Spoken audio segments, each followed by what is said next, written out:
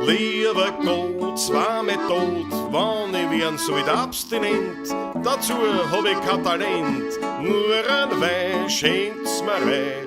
Ich bin heut, weil's mir gefällt, immer lustig, lebensfroh. Vor mir raus irgendwo, sing ich das als Holz. Jesus, Freunde, ausgesteckt ist, da gibt's Weindeln gut und süß. Gibt's mir geschwind ein Lied daher, fallen mir ist Kammer leer. Jesus, Freunde, ausgesteckt ist, da gibt's Weindeln gut und süß. Gibt's mir geschwind ein Lied daher, aber höher geht's nicht mehr.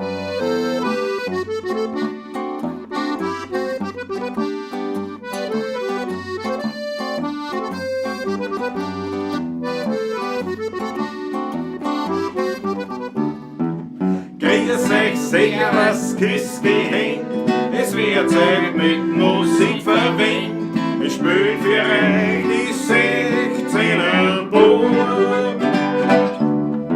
Ihr hört zwei Lieder aus früheren Zeit und manche Hodern sind schon von heut.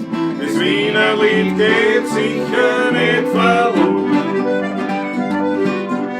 Der Patrick spielt die Harmonika, der Klaus zupft auf der Gitarre. Als Backe spülen wir nach dem Wiener Schal. Die Quetschen klingt ein super fein, die Konterpumpe hinten rein. Und das Gesang klingt jetzt auch schon recht human. Drum, Leidl, grüß euch, servus, küss die Hände. Es wird Zeit mit Musik verwendet. Wir spielen für euch die 16er Bund. Ihr hört zwei Lieder aus früheren Zeit und manche Hodern sind schon von heut. Das Wiener Lied geht sicher nicht verloren.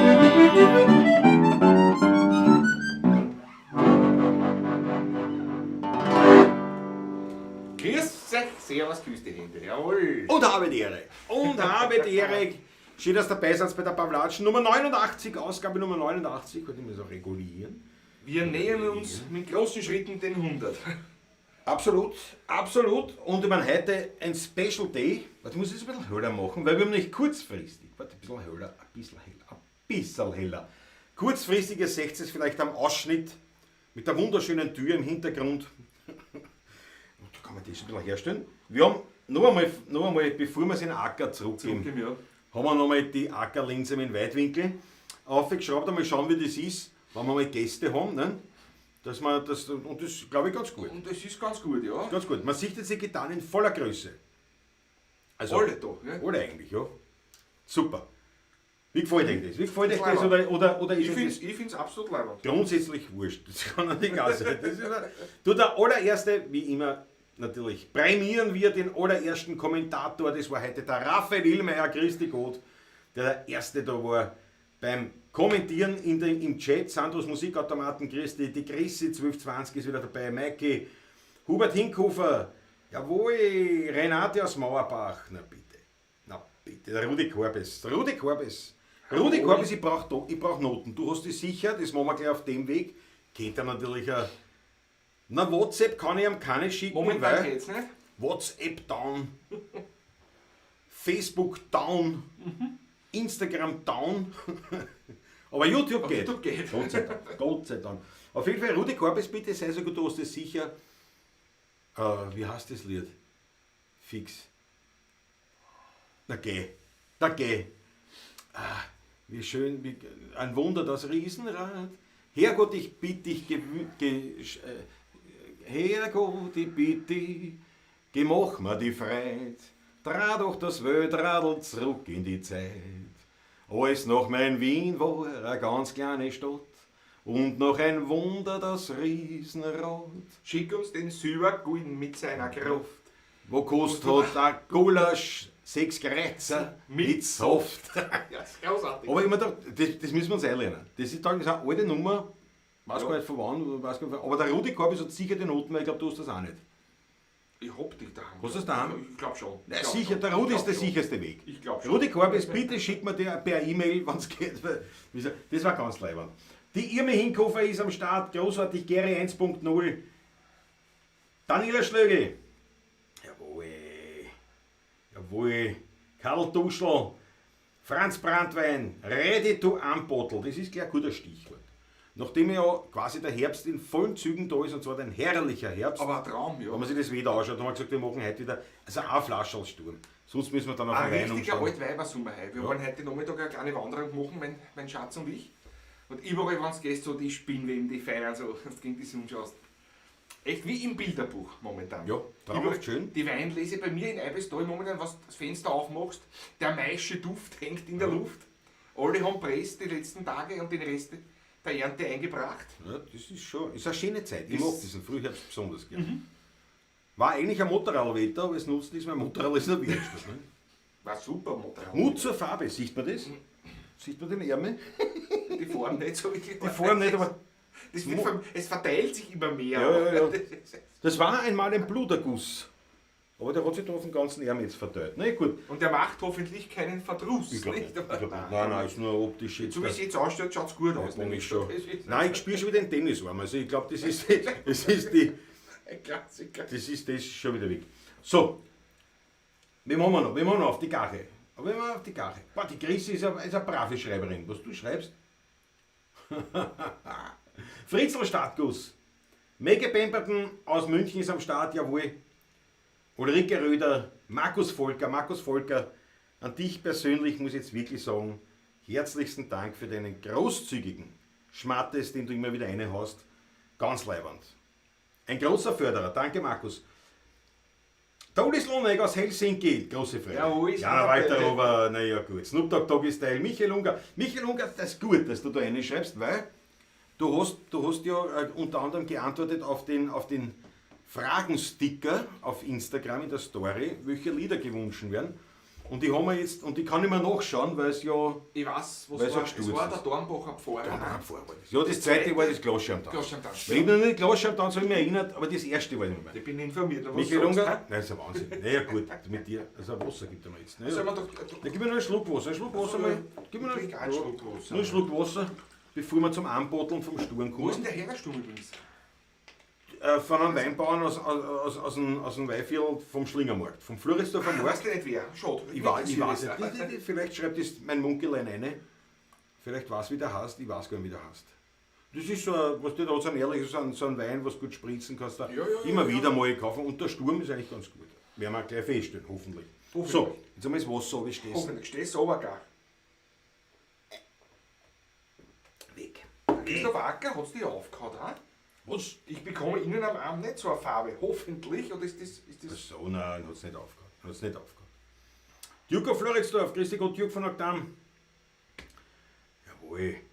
Hab ich schon alle da. Wolfgang Kowalska. Sandros Musikautomaten ist auch da wieder. Servus, grüß dich. Hab ich dich nicht begrüßt? Sandro glaube ich noch nicht, oder? Wirklich Schon? wahr? Ich mir gedacht, der ist durch die Lappen gegangen. Nein, weil der hat ja ein paar Mal schon reingeschrieben. Roland Jesus, Sperg ist da. Jesus, nein. Roland, Franz M. Natascha ist da, Nein, jawohl.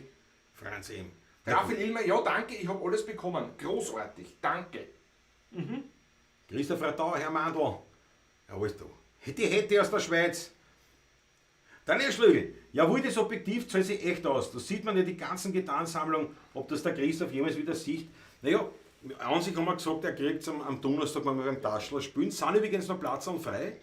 Wer also am Donnerstag jetzt kommenden. Ja, gehen wir es gleich durch. Gehen wir es gleich durch, wenn wir wo spielen. Donnerstag beim Taschler. Aber die geht es da. Ich geht es da. Jawohl. Ich geht es da. Ich weiß. Du weißt es auswendig. Ich weiß jetzt so gut.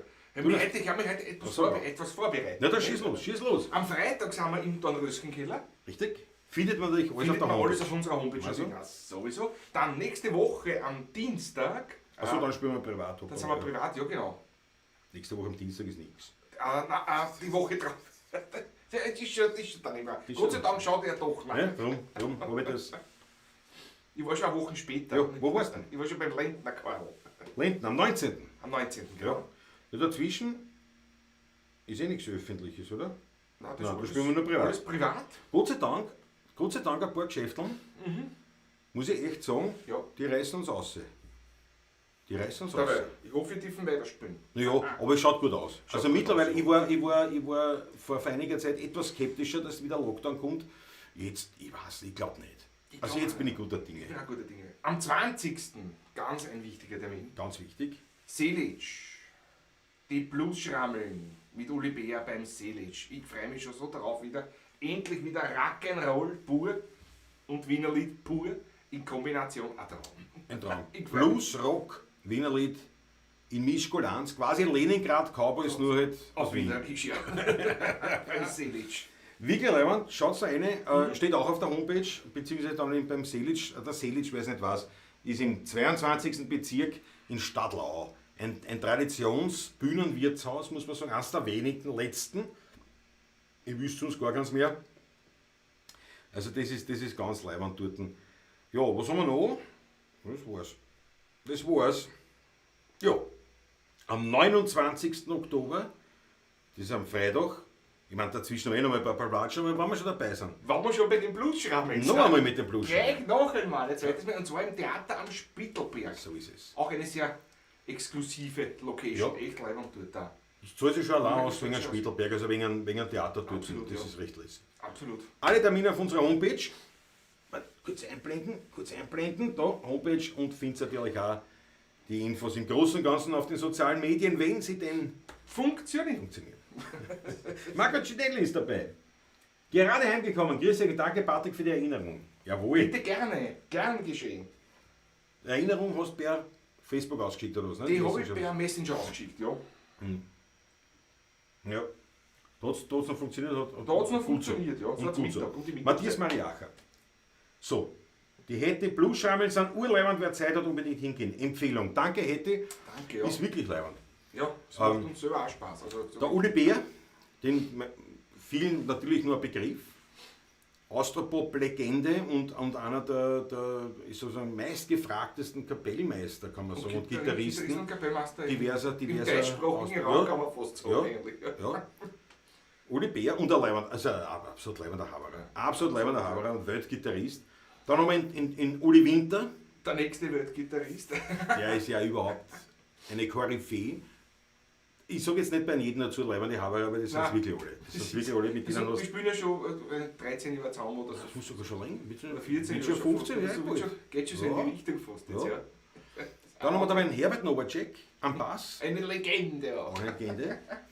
Den Kenner der Szene ist er bekannt noch von der Band Acid, Unter anderem, ja. unter anderem. Dann war er lange Jahre beim Ludwig Hirsch, war er der Das Bassist. ist ja. Und Arrangeur auch, ja. Genau, genau. Toni Griebaum am Schlagzeug, am Werkel. Der eigentlich am jüngsten wirkt, aber der älteste Der ist. älteste ist ja. Und das war's eh. Und die drei, die letzten drei genannten, die kennt man von den Untouchables. Und die Untouchables gibt es fast so lange wie die 16er Buben. Da gibt es länger, die haben in 30 Länger? schon gehabt. Länger als die 16er. Gibt es länger als die 16er Buben. Jesus, nein. Die gingen am 35er zu, glaube ich, jetzt. Das schon. Ja. Ja, für ihn, Uli Bär hat wieder ein neues Album produziert, das war schön. Ja, genau. Ja. Hat er ein nächstes Album ausgebracht. Also unbedingt. Sanders Musik hat einen Liedwunsch, Heurigenmarsch, please. Jawohl. Also, ja, der Christoph Facker sagt, na gut, zu Recht, wir müssen zuerst was trinken. Patrick, bitte Ja, das am ist Bottle. völlig richtig, finde ich. Allerdings muss man. Ich weiß auch Zu schon Recht. von welchem Winzer der ist. Von Hat schon die geschrieben? Urstück vom Thüringer. Thüringer heißt der? Thüringer heißt der. Thüringer. Aus dem Weiviertel. Aus Von dem wo Weiviertel. genau weiß ich gar nicht. Aber der steht da der Markt aus. Jawohl, Markus Pristonik. Jawohl. Ja. Steine 07, du springst mir um. Ich brauche kein Bier, sonst komme ich um. Jawohl, genau. Das war einer der Hits und ein wunderschönes Lied war ja auch, oder ist ja auch, was auch vor ihm ein Hit war, Alle Lichter. Alle Lichter, ja. Alle Lichter, auch ein Traum. Also schaut her, das ist wirklich mit absolut leibend. Uli Bär ist ein Künstlername, Michael Unger, ja. Ja, das stimmt. Uli Bär ist der Völlig Künstlername. richtig, ja. Allerdings ist das Verrat ein ist Künstler- nicht den richtigen. Nein, allerdings ist der Künstlername schon so eingeprägt, dass ich glaube sogar, ja, ich glaub fast sogar, dass sehr viel öffentliche Instanzen, dass er da Uli Berger, also aber es ist tatsächlich ein Künstler. Also Uli nicht, Uli stimmt, Ulrich ist tatsächlich sein Nein. Peter. der Zweitname ist Ulrich. Ich glaube, Uli ist der zweite Name. Nein, aber ich glaube Ulrich stimmt eigentlich heißt irgendwo. er ja anders. Ja, nein, ist anders, aber ja. So, jetzt da. Und jetzt muss ich in Christoph Acker schon korrigieren. Ausstessen können wir heute nicht, weil mit Sturm sagt man Mahlzeit und stehst nicht an. Ist es so. Mahlzeit, schön, dass du dabei seid.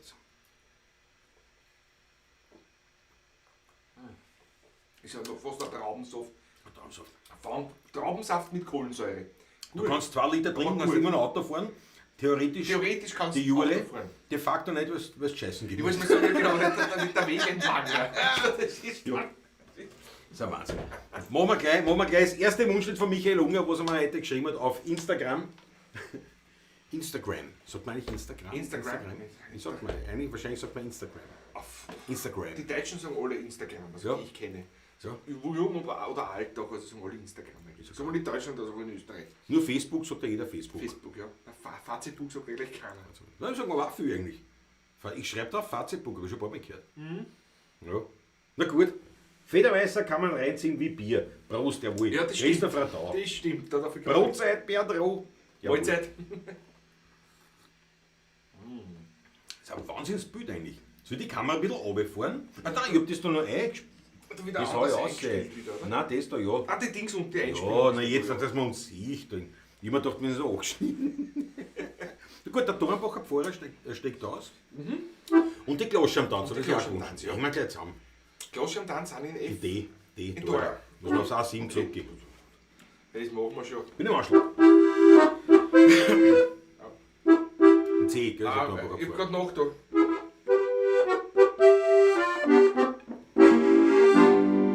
Sucht's mir Leidl, wo sie's hätt in Dornbach geschehen. Über die Eiszeit kann man's aus der Wiener sehen. Keiner will dabei der Letzte sein. Mir scheint, da gibt's einen guten Wein.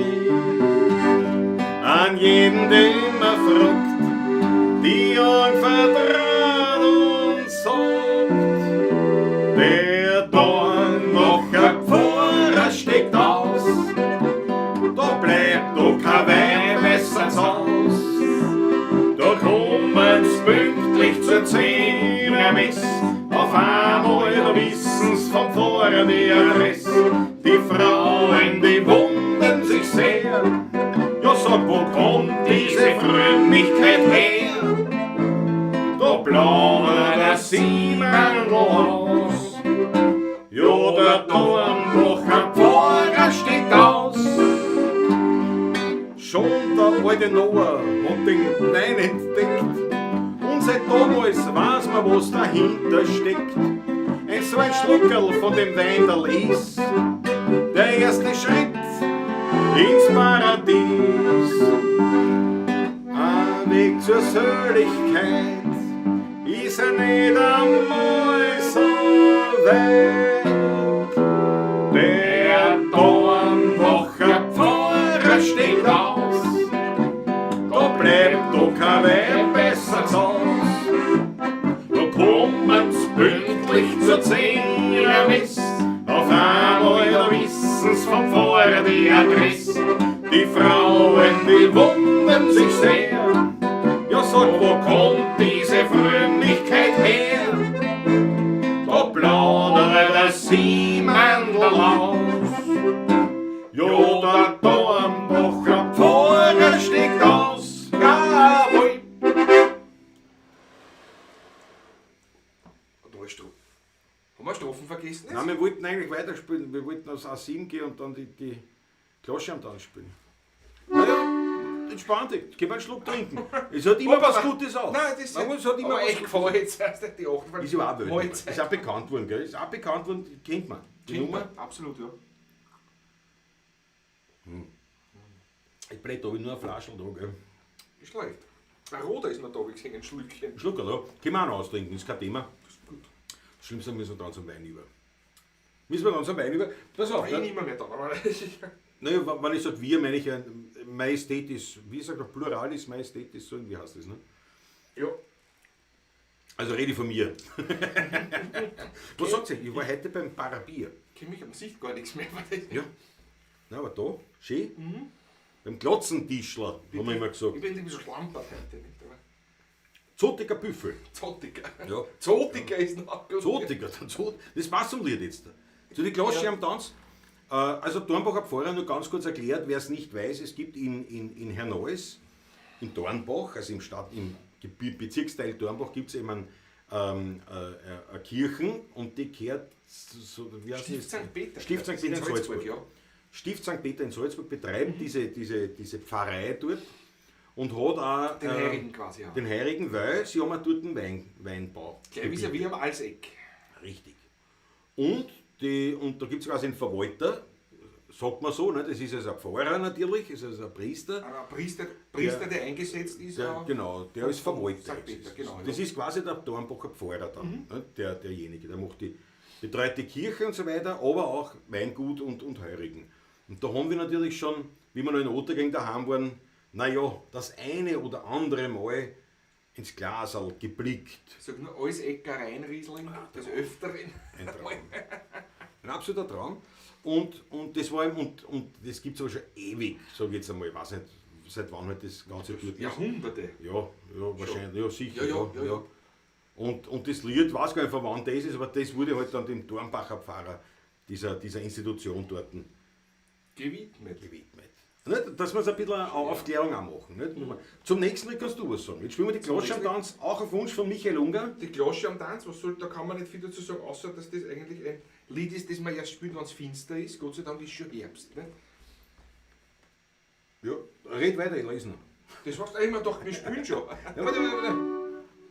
Wie fängt, wenn jetzt wissen, wie das anfängt. In Dora. Ja. Evi alle aus der Zeit. Da spielen wir dann gleich noch eins, was genau dazu passt. Dann in F. Den gleichen Anfang. Das haben die meisten aus der Zeit. Gut, die andere ist ein bisschen anders, ja. Ja, aber von gleich an. Ein erotisch Lied.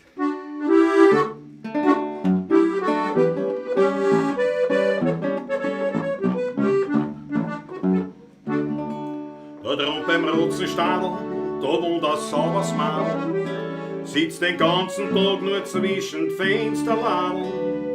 Und die noblen Herren, die kommen aus der Stadt und schauen, was sie dort zum Verklopfen hat.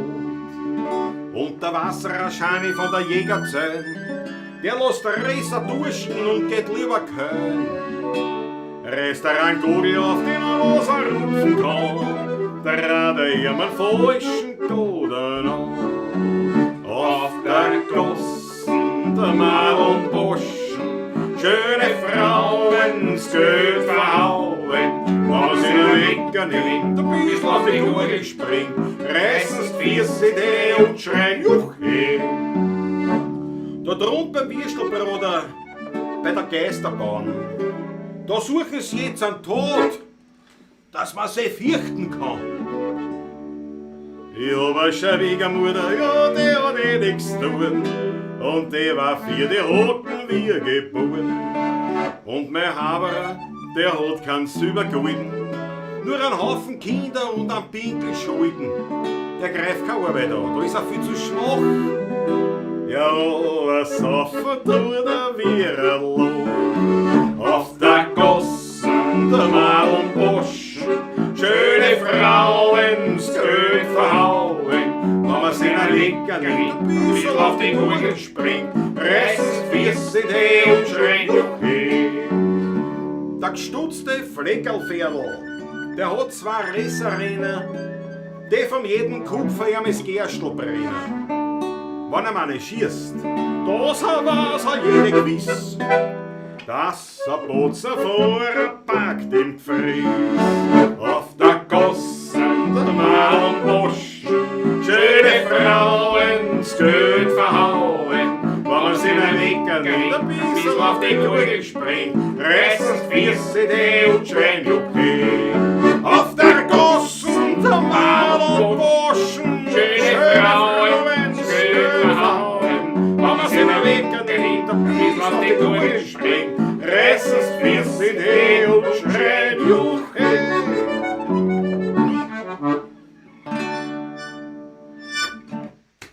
Jawohl, ein erotisch Lied. Die letzte Strophe ist am interessantesten zu erklären, weil man sich gar nicht auskennt, aber da hat man ein bisschen einen Einblick dann in die Wiener Unterwelt. Weil, also der gestutzte Fleckerlferl ist ja nichts anderes als der nicht groß gewachsene Ferdinand, wahrscheinlich einer mit Sommerspross oder was, der Fleckerlferl halt. Und der hat zwei Ressarena heißt, der hat zwei Damen, Beim Fleckerlferl kann es sein, dass er der Geflickte ist eigentlich schon. Also mit Haaren benimmt. Kann auch sein. Also es ist so ein Spitznamenmäßig halt. Ja. Und ja, die zwei Resser sind die Damen des horizontalen Gewerbes, also quasi ein Zuhälter. Nicht? So, hat zwei Resserinnen, die von jedem Kupfer eines Gerstelbrenner hast, von jedem Kupfer, also von allem, was die verdienen, müssen es ihm das Gerstelbrenner, also sprich ihren Teil, also sein Teil abliefern. Und wenn er eine schießt, also wenn er eine über den Tisch zieht, das weiß ja jeder gewiss, dass ein Potzenfahrer parkt im Gefries, ein Potzenfahrer mit dem Messer, mit der Messerklinge zugefügter Schnitt im Gefries, also im Gesicht. So. Das war's, ja. Das ist eigentlich gar nicht erotisch jetzt in dem Sinn, nicht, kann man sagen, sondern eher eigentlich brutal, aber dem Wiener gefällt's. Daher, ja. Habe ich nicht gekannt? Türko Floridsdorf, was? Die Glasschermtanz? Das ist der Kind? Naja, gut, dass wir da. Mahlzeit. Schau, die Daniela Schlösel trinkt. Daniela Schlögel trinkt gerade den Wechselsaft von dir und der Lisi. Ich hoffe, Ein Traum. Ich ermundet. Ja, das freut mich. Ja, so ein Rössel kann auch was lieb sein. Ja, Franz Brandwein, ja. Du siehst es halt aus der anderen Sicht, ja. Bordsteinschwalben, richtiger Begriff. So, seine Fahrer, Thomas hat nächste Woche Geburtstag am Mittwoch. Nur da werden wir nächste Woche entsprechend würdigen. Grüß euch die Madel, servus die Burm, sagt der Onkel Ramirez. Ja. Und der Bernd Roh bringt natürlich das Lied auf den Punkt mit Sex and Crime. Ja, das Schön. Wird wiederholt dann an Spittelberg, wenn wir spielen. Was? Musst du sofort den Schluck nehmen. Nein, Entschuldige. Auf Sex and Crime. Ach so, ich glaube, ja, genau. Mahlzeit, meine Liebe, da wird bald ausgeht. Das hat also der Wiener hat eher einen Hang zum Morbiden. Wirst du meinen wahrscheinlich. Uli Slonek, Zitat von der Website. Die Burschenaktion Dorbacher Pfarre ist seit dem Jahre 1042 im Besitz der Benediktininer Erzabtei St. Peter, wohl der älteste landwirtschaftliche Betrieb Wien. Siehst du, das habe ich gar nicht gewusst, dass so alt ist. Ja? Danke Uli Slonek. Danke dir. Die Pavla Cheese, die bringen uns natürlich komplett, bringen uns natürlich alles, was wir nicht wissen. Und das ist viel. Sehr leibend, sehr leibend. Roland Spier, Geschichteunterricht vom echten Leben. Gell? Alle drei, Ulrike Röder. Was ich schon so lange nicht mehr gehört. Ja, das passt jetzt nicht dazu. Ich kann es natürlich noch immer nicht auswendig, das ist ganz klar. Aber ich habe einen Text da. Aber vorher machen wir noch, was jetzt ähnlich ist. Ich trinke nicht so viel. Patrick. Der ist gut. Patrick, hör auf. Was machen wir vorher noch? Auf der Lahn und auf der Wieden. Das ist Jawohl. Moment F. Und ihr werdet sehen, das ist zumindest der Anfang, so ist es sehr ähnlich dem Die ersten Lied. drei. Ja. Dann geht es schon anders weiter. Ja, das da. Aber das war halt früher so. Man hat halt in der Nacht geschrieben, weil das am meisten gespielt wurde. Wobei es ist nur bis daher und dann geht es schon anders weiter. Ja, schon, aber es fängt sehr. Also, man hört schon.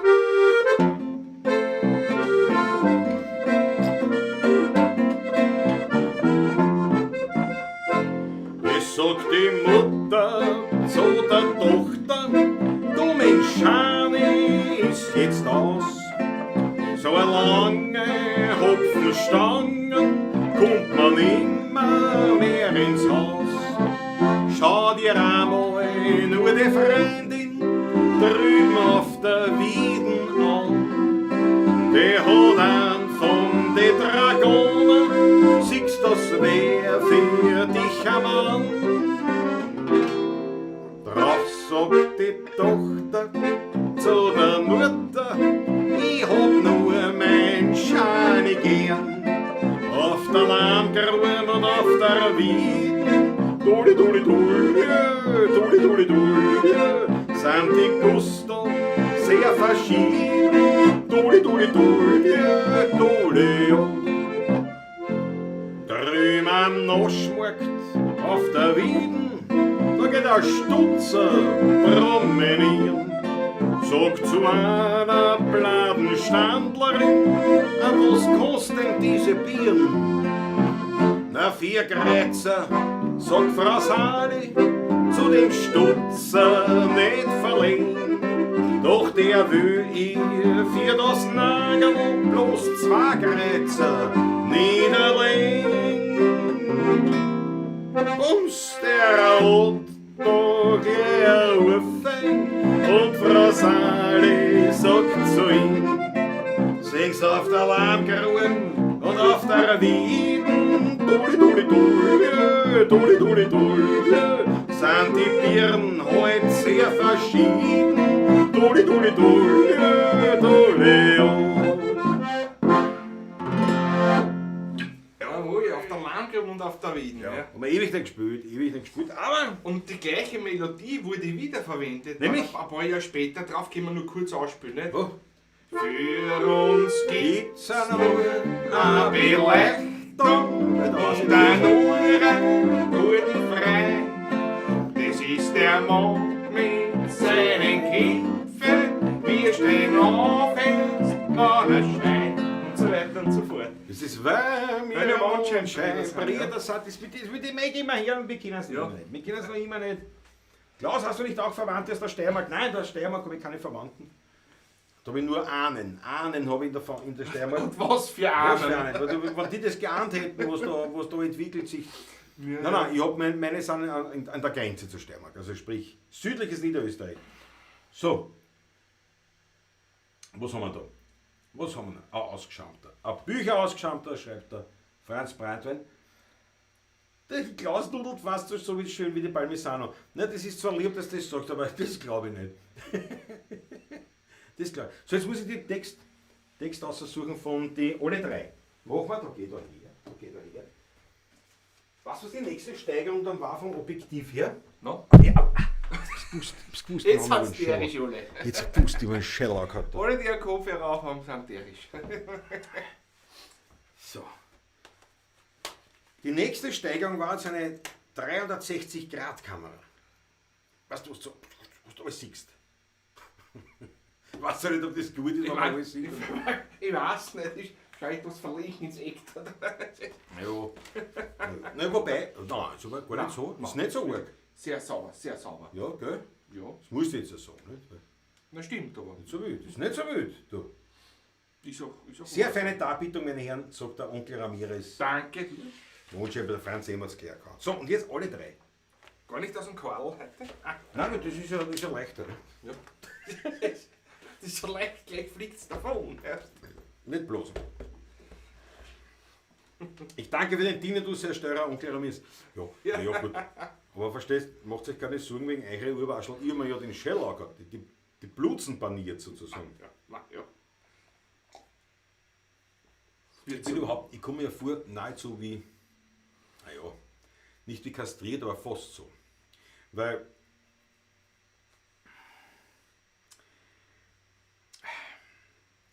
ich habe eine Holzarbeit gemacht.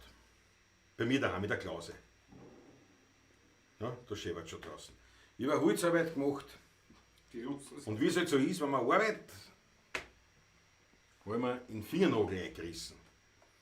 Und das hat bedeutet, ich soll mir alle von der rechten Hand die Fingernägel schneiden müssen, weil es war ganz bis unten. Und ohne Fingernägel spülen kann man problemlos, aber ich bin es ja nicht gewohnt. Ich spüre, glaube ich, weiß ich nicht. Ich habe immer die rechts längere Fingernägel. immer schon, seit ich mich erinnern kann eigentlich. Und das ist, ich komme mir vor wie ein Amputierter. Ich komme mir vor wie ein Amputierter. Ich tue mir echt schwer. Abgesehen davon, dass natürlich. Man hört Dann den weht- Nachschlag leise. Ja, nein, da ist ja nichts da. Geht du 50 Jahre wie ein Tuba gespielt fast. Ja, ja. Das ist da. Aber Na gut, da ist ja alles da. aber Da das, ist ja das, da das der ist da wie Nachschlag, ein Tuba, nicht? Aber der Kling fällt dazu. Ja. Wie fühlt sich das an, das Kastrierte? Zonkos Welt TV. Das ist natürlich. Naja, es kommt darauf an, wie viel man trinkt. Apropos Zonker, ich habe einen Kindersekt eingekühlt. Ich habe auch noch eine Flasche daheim. 2 Flaschen Kindersekt. Und ich meine, das trinkt ja keiner. Das trinkt ja kein Mensch da. Nicht? Ich trinke Außer, mit dir wieder einmal. Ich trinke mit dir wieder. rennt der an? Ich denke da an schon, aber da ist so viel Zucker Da ist so viel drinnen und Zucker, sonstige. Ich glaube auch. Also da. Das Nein, der Zonko passt. Der hat einen Saumann, glaube ich. Der packt das schon. Ich glaube schon. Ich glaube schon. ganz sicher. Der Raffi. Klaus nennt mich in Zukunft Raffi. Das ist mein Spitzname. Der Raffi. Der Raffi Illmeier, nicht? Ja. Ja. Gut, dass die Weitwinkelkamera drauf ist, dann wie das Mikro wackeln sind, ja. Aber Andreas Griesen ist am Start. Ja. Jetzt ist das Mikro natürlich auch ein Bild, ne? Das ist ja klar, ne? Ja. Das ist der Nachteil. Ja, das war vorher ein Bild. Aber wofür ja? Ja. Ah ja, nein, da nie aufgefallen einmal. So, ist, Komm, ich glaube, das hast du schon 5-mal gesagt. Also stört's nicht. Das hast du schon 5-mal gesagt. Das, Ach so, wirklich? ja. Okay. Das Hornplektrumsberaubt, das stimmt wirklich. Das ist wirklich schwierig, wenn du es gewöhnt bist mit Fingernägeln und jetzt sind da keine und das ist, ich komme mir da vor. Der Wahnsinn. Aber es ist ja recht. Was sagst du? Mut zur Farbe. Also das taugt mir vor, dass man das so sieht. Wahnsinn. Ein Regenbogen ist ja ein Schmarrn dagegen. Ja, man sieht leider das Farbenspiel selber nicht, aber nicht. Der rennt nicht ab, sagt Thomas Welt-TV. Nein, ich meine, der kann nicht hinwerfen. Der kann nicht hinwerfen. Rütz ist am Start, das ist sehr gut. Auf jeden Fall, Zonko, das heißt auf gut Deutsch, es kommt die kältere Jahreszeit und das ist eigentlich unsere Zeit. Und, was du ja wahrscheinlich noch gar nicht weißt, ist, dass wir eigentlich das war aber nicht beim Latschen, da haben wir gesagt, da machen wir was anderes. Da machen wir so eine Art Club 16, in Anlehnung an einen Club 2, wo wir 2 Fans einladen. Und die Idee war eigentlich quasi vom Hof, von der Hof, da haben wir über das Käseland geredet. Und dann haben wir gesagt, wir müssen eigentlich uns zum Käseessen treffen. Und weil wir ja Influencer sind, haben wir gesagt, naja, das müssen wir online machen. Und dann sind wir auf die Idee gekommen, wir werden das so machen, wie gesagt, das weißt du noch gar nicht, ich hätte vielleicht auch rufen sollen, aber wir haben noch keinen Termin.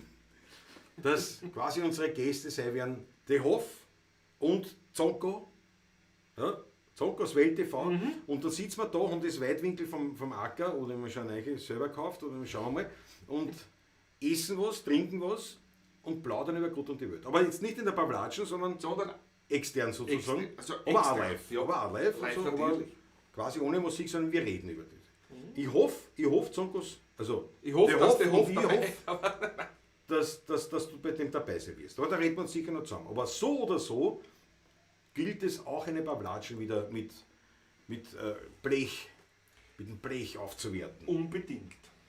Das muss man wirklich sagen. Das muss man sagen. So, Klausi vor dem Trend, ja. Das ist ja blöd, nicht? Die Maschine steht in der Werkstatt. Dort steht's gut. Dort steht's gut. Das ist wieder ein Traum. Nein. Und morgen ist eh schon nichts mehr. Morgen geht der Sturm. Naja, ne, du wirst Morgen kommt der Sturm. Ne? Das ist dahin. Ja, gut, schau, Hauptsache ist nichts passiert. Aber ich meine, der Ärmel, gell? Das wird schon. Ich meine, man sieht Würdig. Das heißt würdig. Ich bin ganz stolz drauf. Wenn man die Narben offen trägt. Ja. Was ist Gott sei Dank ein Temporary? Ja, stimmt. Gott sei Dank. So. Alle Meine drei. Herrschaften, alle drei. Alle drei Musik für Ihren Wunsch in Anlehnung an eine uralte Volksweise. Im Gustav, glaube ich, oder?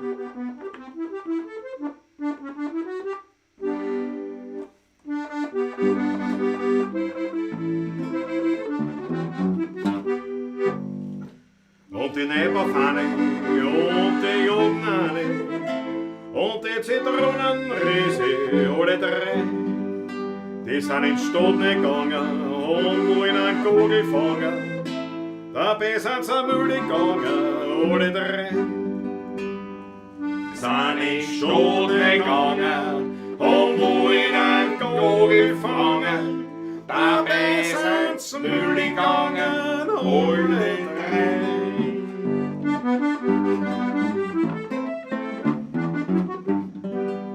Und der Stravanzer Hansi und der Granaten Franzi und der Schirle-Wickel, alle drei, die sind zum Stoß nicht gegangen und wollen ein Hasel fangen. Dabei sind sie Neger gegangen, alle drei. Die sind zum Stoß nicht gegangen und wollen ein Hasel fangen. Dabei sind sie Neger gegangen, alle drei.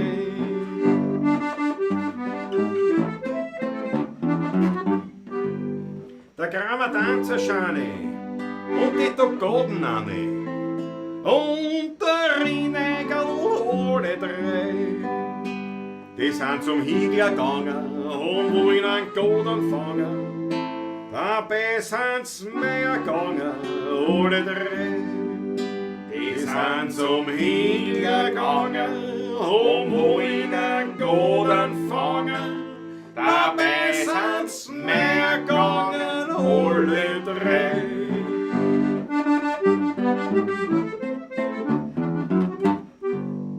Und die Krawatentonne und die Hefenfrone und der Spinatferl, alle drei. Die haben im letzten Sommer an die Moos weggenommen. Jetzt sind sie ins Hefen gekommen, alle drei. Die haben im letzten Sommer an die Moos weggenommen. Jetzt sind sie ins Hefen gekommen, alle drei. Hey.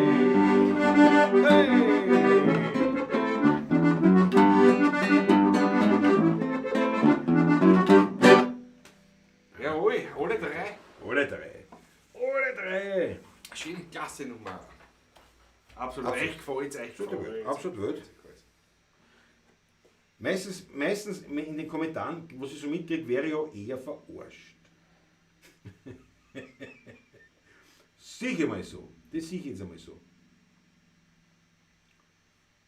Was ein Ausfall? Kriegst du einen Ausfall? Nein.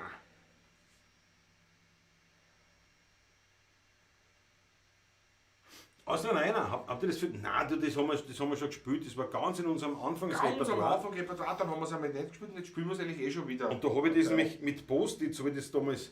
Genau, es war immer auf der Gitarre drauf. Apropos, müssen wir jetzt eigentlich auch gedenken, dem Ja, Emmerich-Ordner, ja. weil wir gerade sagen, wie wir angefangen haben beim Weinstock in Otterkring, war da wird der Emmerich-Ordner und der gestern das Zeitliche gesegnet, Mit 89 im hohen Alter. Jahren, ja.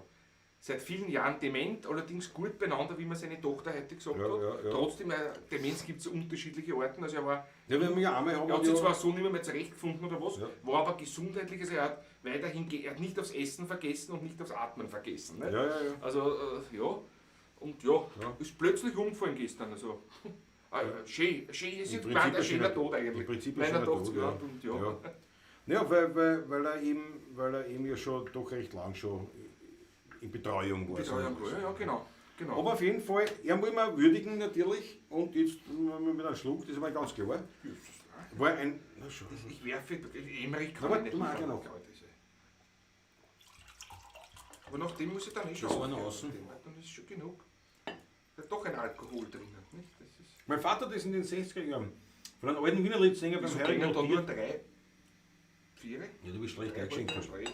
Bei mir ein bisschen ins Rot rein, bei mir so. Ja, nein, aber das ist aber sogar im Ausland Rainer, glaube ich, das ist sogar im Hodener Birkel drinnen. Also das ist jetzt nicht so eine seltene.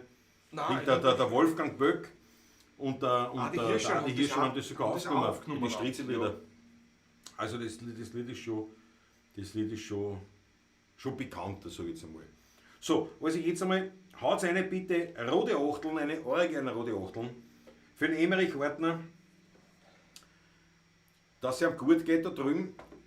Das war der erste Herigenwirt, der uns sozusagen spielen hat lassen. Bilder lassen, ja, genau. Also und regelmäßig beim Spielen hat Vor lassen. 26 Jahren oder länger. Ja. Genau, und das heißt was, weil wir haben mehr gesoffen, als wir gespielt haben. Das kann man wirklich so sagen, wie man viel Geld kostet, durch die Getränkerechnung. Und auf den wollen wir jetzt da natürlich nicht anstoßen. Weil man ein spätberufener wird. Ja, aber Feuerwehr. Aber Feuerwehrmann, ne? Ja. In Wien. Ja, aber Mahlzeit. war super. Emmerich War- Mahlzeit. Jawohl. Was wir dort Sturm getrunken haben. Ja. Und der Ramirez hat das ein Sturm. Ah. Ja. Kommen Scheine die Achteln. Facebook, Instagram, WhatsApp sind weltweit offline. Ja, das wissen wir schon. Ja, wissen wir schon lang.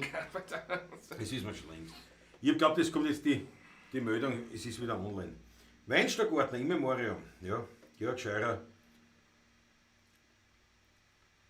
Brigitte Weichselbraumer. Jawohl. Der Bulde Müller. Ja, gibt es eine gute Aufnahme. Interessant. Rieb. Schau da von die Achtel rein. Ja. Das war wirklich zum alten Weinstock, das war eigentlich unsere Stammhitten. Onkel Ramirez, mein Lieber. War der derisch? Ja, er hat schon was mitgemacht. Ich meine, er hat schon einiges mitgemacht mit uns. Wir dort noch Frühschoppen. Erstens einmal haben wir ja grundsätzlich die Samstage nicht zu Hause verbracht. Und oft waren wir halt irgendwo und natürlich in der Jugend, man ist ja unterwegs, man will ja nicht heimgehen. Und da, wenn wir einen Frühschoppen gespielt haben, also um 11 Uhr war der Frühschoppen, um 10:30 sind wir dort eingefallen. Der Emmerich hat noch Erdäpfel für den Erdäpfelsalat geschält. Und wir sind eingefallen natürlich durchgemacht, also quasi noch sturzbetrunken, 2 Stunden kann man sagen. hingehauen, bin ich aufgestanden. Ja, oft haben wir direkt hin, also oft, aber ein paar Mal, da war direkt hin. Und da war keine Stimme, der geraucht und gesoffen. Und, Ding. Und da war die Bulde, die ist leider auch schon Das ist gestorben. schon länger, ja, das ist schon lang. Die Bulde, die Kölnerin, die hat gesagt, Burschen, was ist?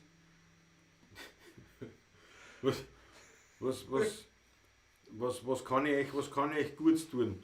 Und da haben wir dann noch gesagt, ja, ein Kaffee, ein Butterbrot und einen Gespritzten, bitte. Und dann haben wir das hat sie uns gebracht. Nicht? Und dann hat sie mir gesagt, und? Mit einem Grinsen schon. Was werden wir heute am Anfang hören? Und wie mir immer gesagt, so mit der Stimme, Instrumental ein bisschen am Anfang. ich bin am Anfang ein bisschen mehr instrumental, ja. Aber das haben wir immer gemacht und wir haben trotzdem durchgezogen, von der Frühwecker bis zur Sperrstunde. Und da, und da hat er uns auch gewürdigt am schwarzen Brett, mehrfach, weil wir den Rekord immer wieder geschlagen haben, wie viele Stunden wir dort beim Heirigen waren, ohne Unterbrechung. Und das hat er dann auf die Tafel Das gelegt. heißt, waren glaube ich 14,5 Stunden oder 15 Stunden. Ja, genau, ja. Ich habe 14,5 Stunden beim Heurigen. Das war der erste. Das haben wir dann geschlagen. Mit 15 und 16. Das ist ja wurscht, das war dann schon nicht mehr. Aber das war leibend, ja. Auf jeden Fall, Harry Schneider-Fonte ist er. Ist auch da, servus. Auf jeden Fall müssen wir jetzt auch würdigen. Und da würde ich sagen, was machen wir? Alter Otterkring? Geht es da um die Zehner? Naja, das ist ja, aber Das macht es aber war ja im auch alten nichts, Ort, war ja. ja nahe der Zehnermarie, weiß ich nicht. Aber vom Mainscher gibt es kein Lied, nicht? Daher, Nein, daher. da haben wir noch nicht komponiert. Damals. Oder ich weiß ein kleines Wirtshaus. Passt eigentlich fast noch besser. Machen wir das? Weil einen eigenen Wein hat er ja nicht gehabt, der Emmerich. Nein? Das ist wirklich ein heurigen Wirtshaus, wenn man es genau nimmt. Ja. Aber Leihand. Absolut.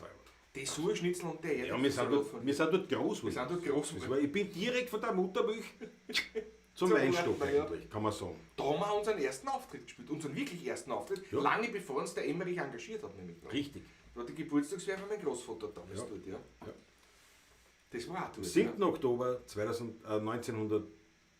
1994. 94, ja genau. Nein, das ist 94, ja, klar. Mit Daten kenne ich mich aus. War Wahnsinn. der 75er vom Opa, ja. Na, der Zockers wird sagt, Wahnsinn, 15 Stunden Programm. Nein, Zocker, Nein, wir nein, waren nein. nur 15 Stunden dort. Wir Wir haben schon geschafft. 3-4 Stunden Programm Vormittag gemacht, ne? Aber das ist halt schon, wir haben dann oft einmal ausgezahlt und da beim Stammtisch noch gespielt, aber es waren keine 15 Stunden Programm. Zu dem Zeitpunkt haben wir gehabt, weiß ich nicht, 50 Lieder, 100 Lieder, waren es, nein, 100 werden wir noch gar nicht gehabt haben. Also das ist nicht so, wir waren noch dort, wir haben noch weiterhin auf Kosten des Hauses, haben wir, weil die Gitarre haben wir nicht weggekramt. Und so waren sie Das nicht war weggekramt, das haben wir nicht Dienst, aufgehört. aber sozusagen. Das hat mir ja einer meiner Lehrer, unter anderem der Fabrikkurtl und der Ascher Fritzl immer gesagt, du machst Instrument als bist du im Dienst. Weißt? Genau. Das steht. Wir waren ja schon ein bisschen geimpft. Nicht? Er hat dann immer gejammert. Sagt, wisst ihr eigentlich, was ich mir kostet? Der Fabrikkurtl, der Gitarrist von den Hannoiserburm, war ja ein Kollege vom Emmerich bei der Feuerwehr und der hat immer zu mir gesagt, der soll sich das anschließen, der soll echt zahlen, der hat Geld genug. Emmerich, leider. Aber er hat eh. Er war ganz brav. Weiß nicht. Aber er hat mir gesagt, Immer. wisst ihr eigentlich, was ich mir kostet? Wisst ihr, dass ihr Ich schon zahle 15 Gespritzte habt, sagt jeder. Ich zahle keinen Bruchteil an Geld für das, was ich mir kostet, an dem, was ihr sauft. Es war nicht Wahnsinn. Also es waren keine 15 Stunden Programm, Nein. aber es war schon, wir haben da schon oft noch natürlich dann beim Stammtisch noch die Gitarre ausgezahlt, weil natürlich mittlerweile war ja dann ein komplett anderes Publikum, weil die Frühschoppenleute sind, bis auf ein paar wenige hartgesottene, Ja. die waren weg, waren andere wieder da. Da machen wir ein doppeltes Geschäft gemacht auch damals. Ja. Ja. Ja, teilweise schon. Das Ja, schon, ja. ja. Ich mein, je nachdem, was gekommen ist für eine Partie. Wo manche sagen, erst mal, da ist eine Musik, Da ist weil, eine weil die Musik, Instrumente dagegen sind. Nein, wir haben mit Frühschoppen gespielt und gesagt, das ist ja wurscht, packt's aus nochmal. Ne? Zack, Ja, 100 der ist schon Hauptsache. gekommen. Also Schilling noch. Ne? Schilling. Und ne, das hat schon ein paar Mal hingehauen. Der Jota ist dabei. Andreas Christina, Kaffee, Butterbrot und ein gespritzter ist Weltklasse. Ja, aber das war wirklich, gell? Ein Kaffee, Kaffee, Butterbrot? ein Kaffee, Butterbrot und einen gespritzten. Das hast braucht, dass du wieder ein bisschen... Der Kaffee, also Butterbrot war für den Magen irgendwie. 3 Packerl milde. Milde Sorte, Jesus. Ja, ist das noch. Ja, ist das noch. 9 Stunden saufen und 6 Stunden spülen. Ulrike Röder, ja, im Prinzip hast du es eigentlich ganz gut ausgerechnet. Und das geht, das ist überhaupt kein Problem. So, na jetzt machen wir zu Ehren vom Emmerich. Jawohl. Ich weiß auch ganz wie. Haben wir dort auch gespielt. Ja. Aber gelernt haben wir es. Das erste Mal gespielt, ohne dass wir es kennen haben. Haben wir gespielt, nicht im Windradl, sondern oben im Schutzhaus. Ottergänger Gartenfreunde. Gartenfreunde war das, ja genau. Dort haben wir es das erste Mal gespielt, aber da haben wir es noch nicht kennen. Da hat das ein Gast gesungen und hat gesagt, plant euch zu. Dort haben wir das so mitgespielt, so ein bisschen Ding. Beim Orten haben wir das erste Mal gespielt, dargeboten. ja, Da genau. waren wir ganz stolz, dass wir das kennen. Weiß ich auch noch. Also ihm zu Ehren.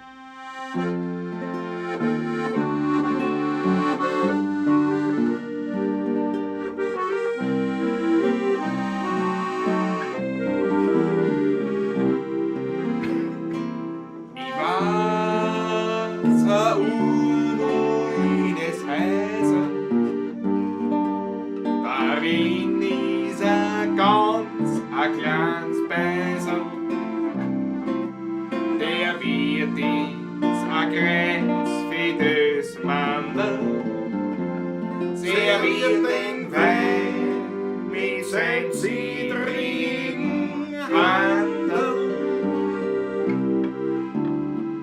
Dort kommen noch Lichten werden Sau, was hätt in wer kein Platz mehr haben. Dort geh ich hin, dort bin ich zu Haus und dort ruf ich aus. Ich weiß ein ganz Wirtshaus, weit raus den Ottergring. Dort sitz ich und träum mich allein. Und wann ich ja dort oft die halbe Nacht verbring, daran ist schuld nur der Wein. Und wenn ich das Wirtshaus in Ottergring, war ich längst schon kein Junggesell heute mehr. Dort sitz ich und träum ich, wie wann ich Loch ich sing. In den Wirtshäusern draust in Ottergring.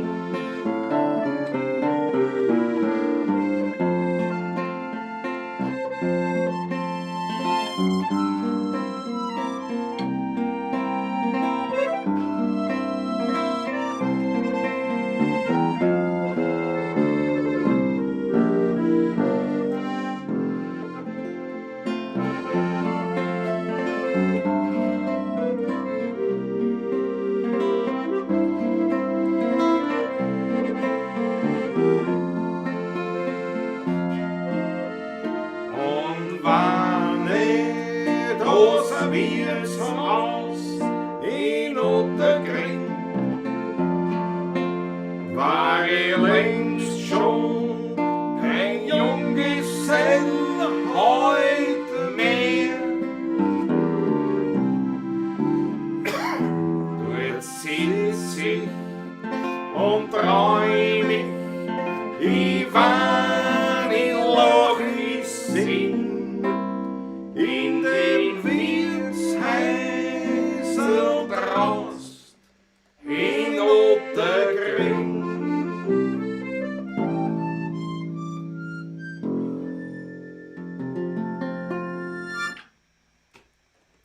Emmerich für dich. Für den Emmerich. Für den Emmerich war das und natürlich auch für euch. Und ich glaube, es hat euch gefallen. Ich glaube Soll auch, ich die gefallen? Achteln fallen rein. Das ist das Wichtigste, eine schöne Nummer. War natürlich Legende nach wie vor. Weinstock war immer eine Legende. Und es war unser Start. Wir haben dort sicher, naja, was haben wir da gespielt haben? Wie lange haben wir da gespielt? Bald 10 Jahre. Ja, 10 Jahre haben wir da sicher Bald gespielt. 10 Jahre Bald haben wir sicher, gespielt. ja. Naja. Nicht ganz, nicht? Aber Aber ganz ist dann die Pension gegangen. Weil 7, 8 Jahre werden es schon gewesen 7 sein. Jahre so. Weil das sind, die haben wir dann gewechselt, nicht? Das Ja, ja, war ja. Alter und Ja, so. ja. Also seine Frau, Ja, nein, das war. die lange vor ihm gestorben ist. Mhm. Obwohl sie viel jünger war. Aber ja. So ist der Lauf der Dinge, Ja. der Zeit. Naja, wie schauen wir da aus? Burschen, wie schauen wir aus? Die Achtelvereine? 65 Zuseher. Ja, haben und wir über übrigens. ganz leibend. Das freut mich übrigens sehr. Auch alle, Das die ist ganz nicht mitschreiben hier und die sich einfach nur so anschauen, auch herzlich willkommen natürlich. Gell? Schön, dass du da seid. Ganz Leibend. große Freude. Ganz leibend. Ganz gut. Und wenn wir schon so schön gespielt haben, Skyfall ist auch dabei, grüß dich gut. Wenn wir schon so schön gespielt haben, möchte ich einen dezenten Hinweis machen auf folgende Situation. Nämlich, der Hut geht rum. Der Hut geht rum natürlich nur virtuell. Virtuell geht er rum und wir bitten euch herzlichst um einen ordentlichen Schmattes. Haut was rein in den Hut für die Musi. Geht natürlich virtuell per PayPal oder schlicht und einfach über Überweisung. Oder auch dieses super Sticker, super Chat-Ding geht auch auf YouTube. Das geht auch. Fragt mich genau, wie das geht. Superchat weiß ich auch nicht, wie das geht. Aber die, was geht auch. da dabei sind, also und ein Google-Konto haben oder was weiß ich, was die, was Du da. brauchst ein Google-Konto, glaube ich. Also dann hat das hier. Also das brauchst du sowieso, wenn du deutlich mitschreiben willst. Wahrscheinlich, Also, wahrscheinlich. da was- Genau, wie es halt durchschaut. Aber man kann, wenn man da chattet, auch was spenden sozusagen.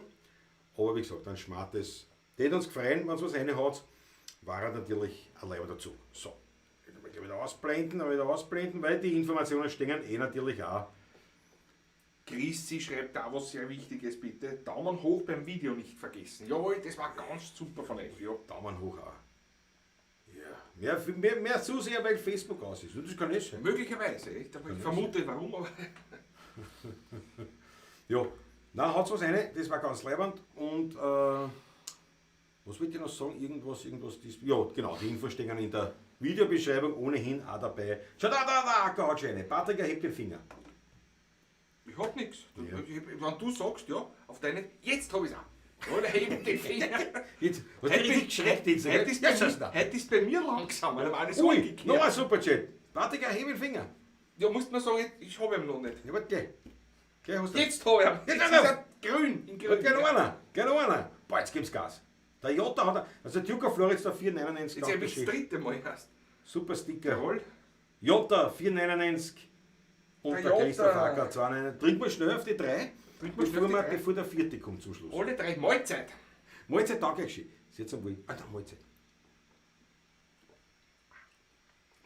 Das ist gut. PayPal funktioniert einwandfrei. Ja, ich danke euch schön. Ich danke euch vielmals. Wir danken euch. Hoppala. Ja, PayPal, das weiß ja der Patrick nie, was auf PayPal reinkommt. Ich sage ihm dann halt was. Ne? Henriette, Hetty, Dankeschön. Danke, Hetty. PayPal funktioniert einwandfrei. Habe ich gerade gesagt, sag mal, hörst du mir eigentlich zu, wenn ich rede? Da? Nein, ich hab das schon wieder gelesen. Hast du das schon gelesen gehabt früher? Ja, das, Ah, der hat das ich habe schon geredet, ich habe eine ganze Abhandlung gemacht über Nein, PayPal und den Chat von der Hetty. Wie weit bist denn du jetzt schon? Halt, jetzt hab ich was. Das habe ich noch nicht gehabt. Fritzl Stadtkuss. Fritzl Stadtkuss. Warte, Sehen schon wir. wieder. Jesus. Brigitte Weichsel. Baumer. Jetzt habe ich es erst. 5 Euro, ja. Jetzt bist du voraus. Jetzt bist bin ich du wieder voraus. voraus. Brigitte, ganz großartig Fritzl. Brigitte, ich danke euch herzlich. Mahlzeit. Mahlzeit. Ich will mal schnell was spielen. Das ist noch was, Ich hab dir nicht ganz zugehört vorher, weil ich das habe ich gemerkt. so. Alucard. Schon wieder heben. Alucard, 5 Euro, ich danke dir vielmals. Sehr zum. Ja, jetzt werde ich einen Wein holen. Ich will für mich leider nichts mehr. Na, den roten Den trinken roten aus. noch, ja. Ich tausche dann Ja. aus. Ja, genau. Weil der Christina geschrieben hat, steht da vor YouTube ausgefallen. Das war wirklich. Aber ich meine, es ist halt so, man macht sich irgendwie lustig ein bisschen über diese Influencer und so weiter. Nicht? Nur man, manche betreiben das wirklich sehr ernsthaft Ja, und das ist ja beruflich. berufsmäßig, na klar. Und das ist natürlich blöd, wenn das weg ist. Nicht? Ich meine, es ist natürlich auch saublöd, wenn man es jetzt nur auf eins, also wenn man jetzt sagt, Wo man nur mein vereinzelt- komplettes Einkommen kommt über Instagram oder was. Naja, das ist halt dann auch natürlich blauäugig, aber trotzdem, also da hängt schon was dran. Und wenn man jetzt Ja, daher absolut. nimmt, stell dir vor, es ist Montag und es fällt YouTube aus. Ich meine, ähnlich haben wir ja schon gehabt, einmal halber, ne? Also ist nicht ausgefallen, aber das war ein technisches Problem unserer Seite. Bei mir. Aber es ist, YouTube hat funktioniert, aber ich da nicht. sieht man, wie schnell das gehen kann. irgendwo. Ja. Und dass das lästig ist und wirklich Probleme bereitet dann. Absolut. Naja, So. wir haben das schon auch gehabt, wie du die Sendung allein gemacht hast. Richtig. Und da haben wir aber noch unter 1000 Abonnenten und da kannst du nämlich zum Beispiel noch nicht über ein mobiles Gerät live gehen. Und daher, der Patrick ist da angesessen. Nicht? Da gehen wir halt live mit dem Handy. Das ist aber nicht gegangen. Du nicht über den Computer Und- live und- gegangen ja. dann. Bist du ja, aber ich glaube auf Facebook. Nein, es Nein, ist nur bist Facebook ist live gegangen dann, ja. In der Zwischenzeit kein Problem, stelle ich mir das auf. In der dort und- Zwischenzeit. Was? Was? Daniel der Daniel Schlögel! der Schlögel. Danke nochmal für die Dankeschön. Einladung in die letzte Bablatschen. War wirklich super. Es und war absolut klasse mit euch. Also uns war es eine Oberfreude. Und ich glaube, den Leuten hat es auch wahnsinnig taugt. Es ist, glaube ich, auch, es fährt ganz gut. Also auch von den Klicks sozusagen, die Bablatsche letzten schaut eine, dauert zwar auch 3 Stunde. Knappe Ich glaube, eine Viertelstunde hat es gefällt, oder 20 Minuten haben gefällt auf Ja, ja. 5 Stunden. Wir haben dann trotzdem aufgehört, weil man sagt, es ist schon so spät, da war es 1, halb 2. Und dann sind wir noch sitzen geblieben, wir können es ja sagen, bis 5 in der Früh. Nach 5 Uhr, ja. Ja. Also es war die Schlögel, das kriegst du nicht raus mehr. Das ist ja Wahnsinn. Ne? Wenn ich nicht durch Zufall auf die Uhr schaue, da sitzt man heute noch durch. Ja, das ist Wahnsinn. Ich Aber es habe war- mich schauen müssen, was ist jetzt 5:12 Uhr oder so? Was? Nein, gibt's ja nicht, Blödsinn. Ja, es war so kurzweilig, wenn wir uns so gut unterhalten und dadurch die Sendung anleiben. Also die Freude ist ganz bei uns, dass die Schlögels bei uns war. Also ja, jetzt einmal Mahlzeit, Dankeschön für deinen Schmattes. Schmattes übrigens kommt aus dem Jiddischen und wird sowas heißen wie Spende oder sowas, nicht? Nehme ich mal an. Das weiß ich gar nicht. Aber es kommt aus dem Jiddischen, ist verwienert. Sylbär, Grüße von der Elbe. Grüße zurück, das gefällt mir, dass du dabei bist. Ja, die Chrissy sagt ja, bei mir war es vorhin weg, ich war ganz traurig. Ne? Stell dir vor. Ja. Christoph Acker. Wenn am Montag YouTube ausfällt, dann ist doch der Montag einfach nur Solitsch. Der Rudi Korbes. Früher bin ich ein Influencer ausgewichen, dass ich keinen Schnupfen kriege. Ja. Nein, aber das ist heute schon ein Faktor. Also das sind schon, und dann, weil einer geschrieben, auf Twitter, nicht? Da habe ich dann so gesehen, hat einer geschrieben, ja, für uns ist das unangenehm. Ja, es ist halt blöd, nicht, wenn es ausfällt. Nur, es gibt viele, die hat es geschrieben, dass viele Freunde aus Afghanistan schreiben. Und für die ist aber das Tor zur Welt zu. Absolut, ja. Das ist geschlossen. Ja, Momentan. also für die ist auf einmal aus. Ne? Und die sind nicht so entspannt. Also, ja, scheiß euch nicht an. Und am meisten sagen ja die Leute, Jetzt bin ich wieder voraus. Bernd Roh, mein Dankeschön. Bernd Roh. Dankeschön. danke dir vielmals, sehr zum Wohl. Zum Mahlzeit. Mahlzeit. Nein, aber weil einige. Ah, da war der harte Ja. Hieb. Naja, da muss man durch, gell? Aber da muss man sich in einen Garten treffen, ja, Franz Brandwein. Aber wie willst du das kommunizieren, wenn der WhatsApp auch nicht geht? Das sind wir schon aneinander. Nein, aber auf jeden Fall, das muss man schon bedenken auch, dass für manche das nicht so ist. Und ich finde es dann lustig, wenn auf Twitter Leute reinschreiben, so nach, sie so lustig machen über die Leute, die jetzt sich ärgern, dass halt das Instagram oder Facebook down ist. Und da muss er sich lustig drüber und schreiben, dann geht es halt in die frische Luft oder irgend sowas.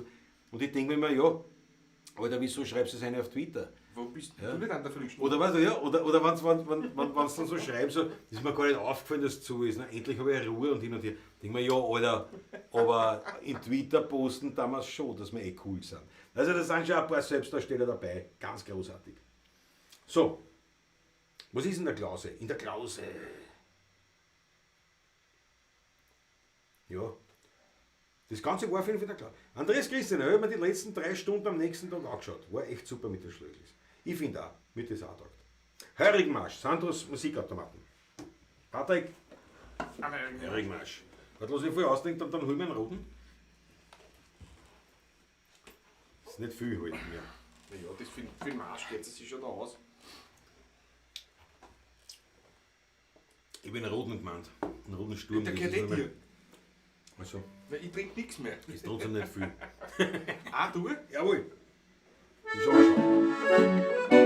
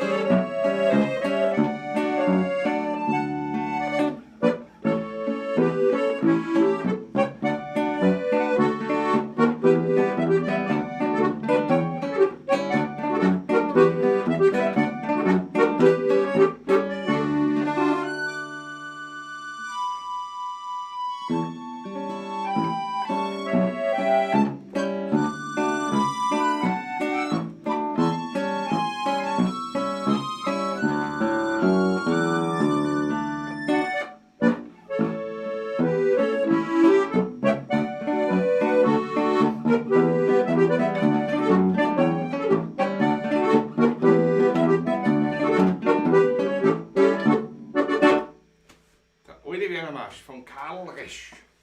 Tadellos. Tadellos exekutiert. Ja, Tadellos exekutiert. leibender Marsch, ganz ein leibender. Auch nicht damit, dass wir nicht immer nur einen Lena Marsch spielen, weißt Ja, eben. Das war mal du? was So einen anderes. anderen spielen, nicht? Was anderes. So, Patrick, soll ich die Glasel ausspülen gehen? Gib mir die mehr. Ja, da, das, Ja. das bitte ja. Aufstehen musst du sowieso, weil Achso, ja, ich muss so. Das Tor sonst das nicht raus. Weil das Mikrofon muss ja aufpassen, nicht wahr? Geh, bleib sitzen, mach ich. Ja, mach du das. Weil sonst schert. Mach du das. Ich sag bitte danke.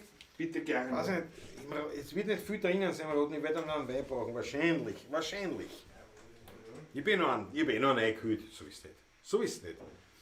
So, dann sitzen wir gemütlich beieinander. muss ja aufhören, ne? Nein, da unten hinten sieht man, da drauf, da das Licht heraus, heraus.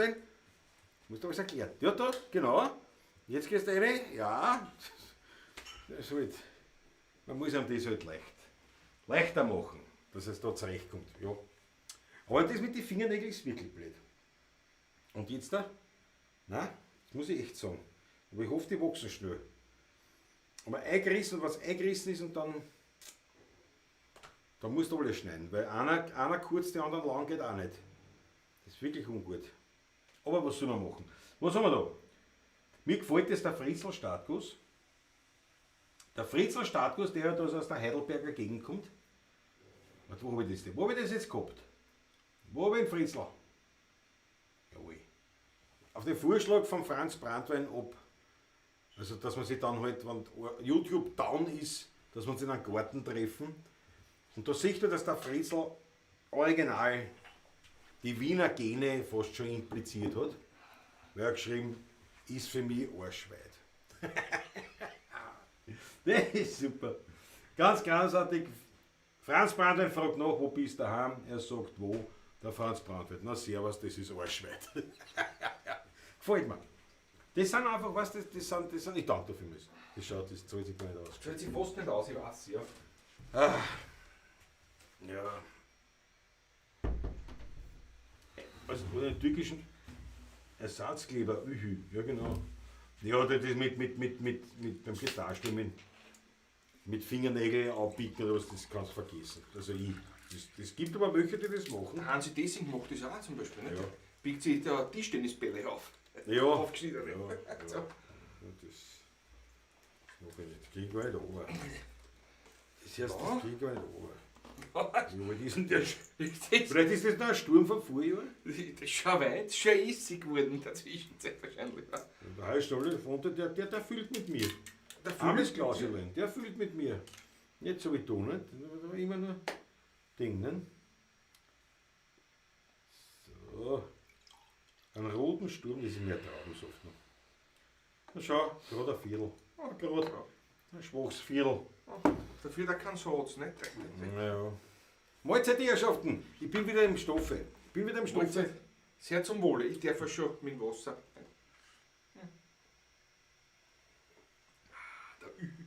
Deine Schläge Blätter verwenden. Naja, wenn ich auf der Konter kannst du kein Blätter Auf der verwenden. nicht wirklich, ne?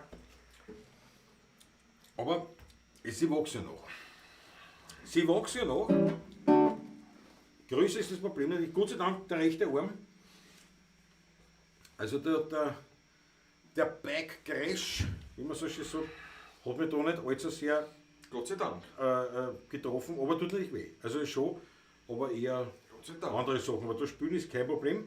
Aber linke Hand schon.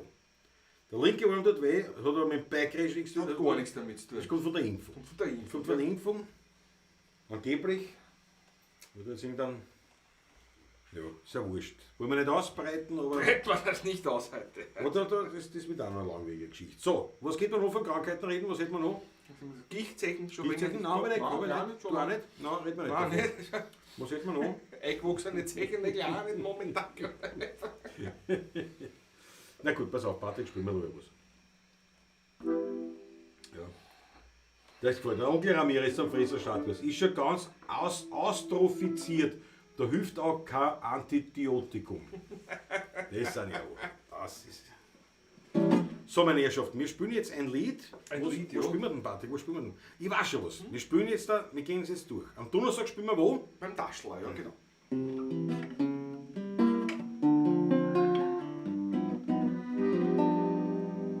Zwischen Nussberg und Donau, am Rande von Wien, da liegt ein ganz kleines Dörfe mit kleinen Häuseln darin. Und je bei der Kirche ums Eck, da liegt die Busche Schanktaschler versteckt. Klein in der Kirche vom Kohlenberger Dorf, da liegt der Heiliger ganz still und klein. Der Wein ist herrlich und noch ehrlich, und Musikanten spielen dort an die alten echten Wiener Lieder, vom Tod, vom Wein und von der alten Zeit. Drum findet man mich dort immer wieder, und ich find dort Gemütlichkeit.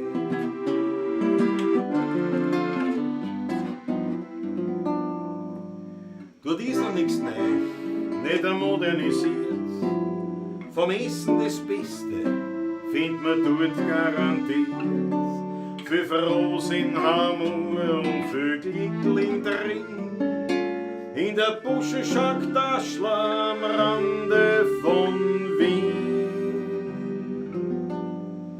Klein in der Kirche vom Kohlenberger Dorf, da liegt der Heiliger ganz still und klein. Der Wein ist herrlich und noch ehrlich, und Musikanten spielen dort an die alten echten Wiener Lieder, vom Tod, vom Wein und von der alten Zeit.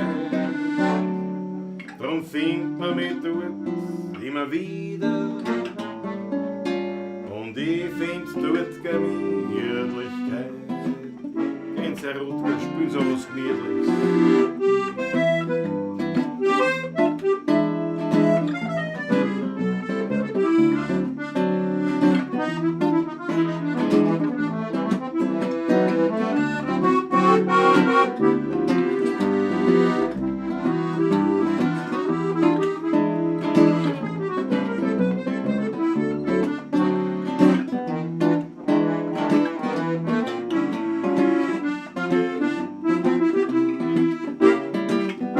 gehen in der Kirche vom Kreuzberger Dorf, da liegt der Herige, ganz still und klein. Der Wein ist herrlich und noch ehrlich, und Musikanten spielen dort auch die alten echten Wiener vom Tod, vom Wein und von der alten Zeit. Drum findet man mich dort immer wieder. Und ich find dort Gemütlichkeit. Und ich find dort Gemütlichkeit. Und wo spielen wir am Freitag?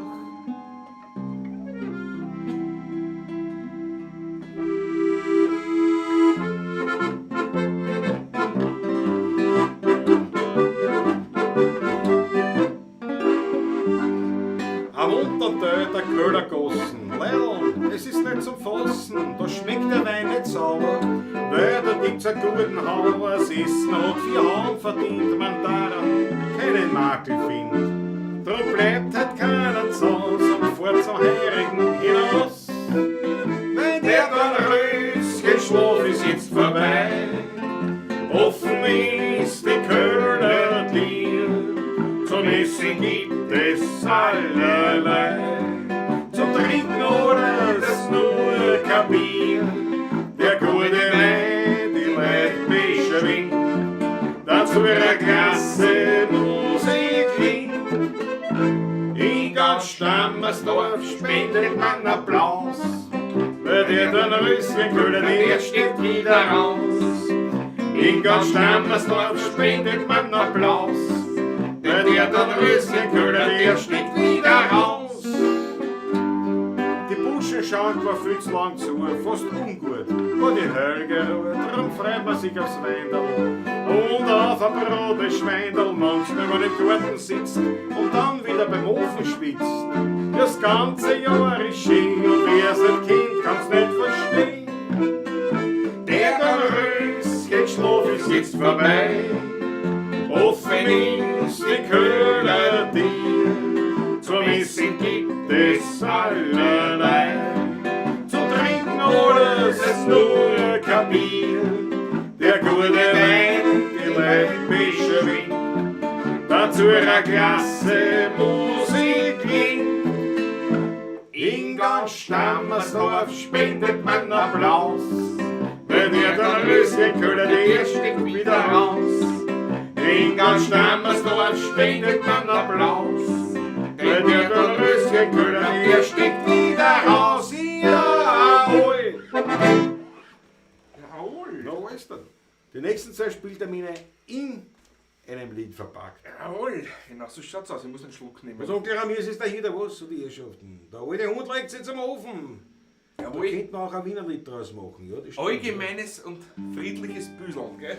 Wenn der Onkel sein Bagel sieht, gleich direkt vorm Ofen niederbricht, weil dort er schlafen, der Onkel vorm Ofen, aber manchmal da wacht er auf und dann kommt er drauf, das Bankerl ist hin.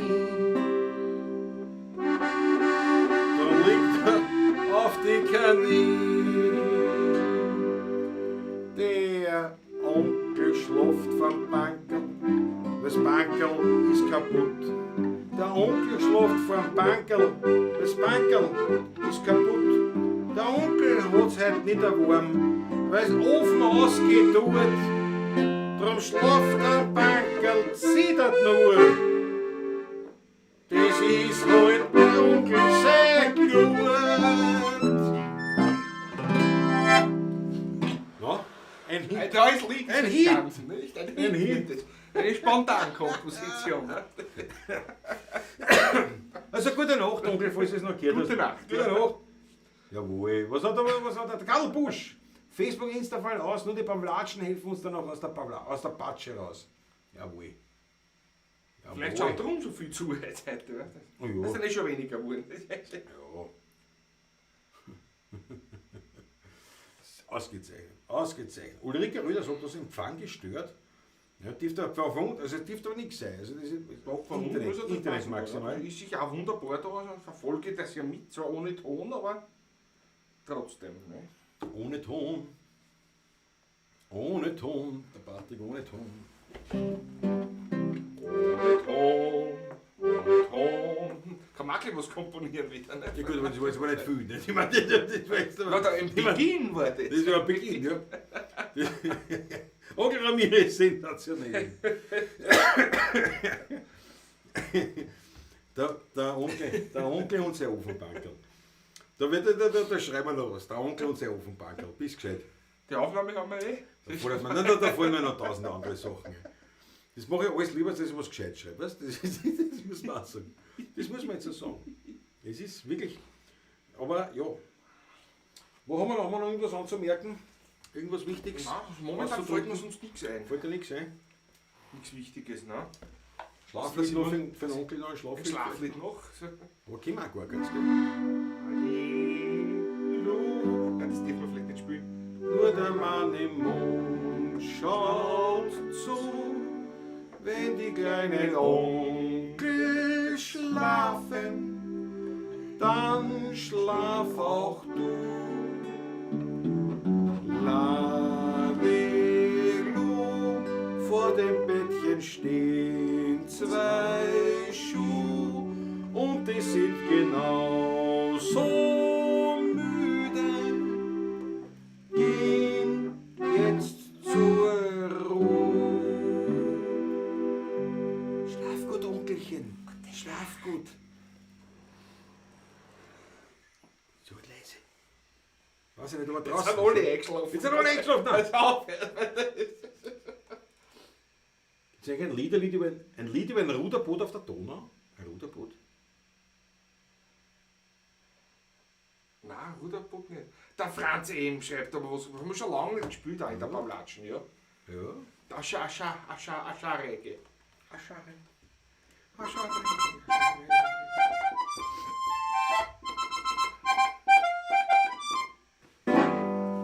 Kennen Sie die Geschichte von Franz nicht? Also bitte, wenn's nicht wissen, wie die geht. Dann erzähle ich gerne Ihnen jetzt von einer Wiener Spezialität. Der Franz hat allweil Zeit und Zeit so viel am Gefällt und die verbringt er gern in der Natur. Da braucht er kein Benzin, fährt mit der Tram dahin und wenn man fragt, dann sagt er immer nur schräge Wiesen am Donaukanal, das wäre Riviera, auf jeden Fall. Ich brauch keine Misslicht, kein Rechenpapa. Mein Wirtsal, ja, die liebt mich so an. Ich bin der Franz, ich brauch kein Pflanz und kein Tamtam. Ich fahr nicht fort, ich bleib daheim und bloß am Kamm. Schräge Wiesen am Donaukanal, das wäre Riviera, auf jeden Fall.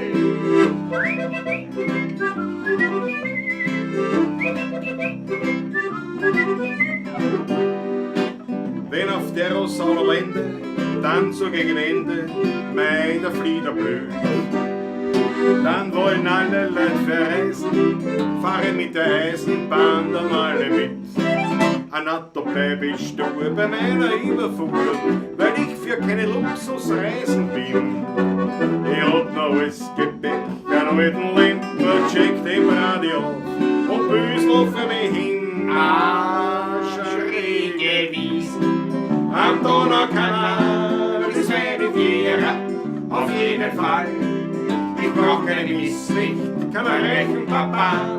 Mein Wirtsal, ja, die liebt mich so an. Ich bin der Franz, ich brauch kein Pflanz und kein Tamtam. Ich fahr nicht fort, ich bleib daheim und bloß am Kamm.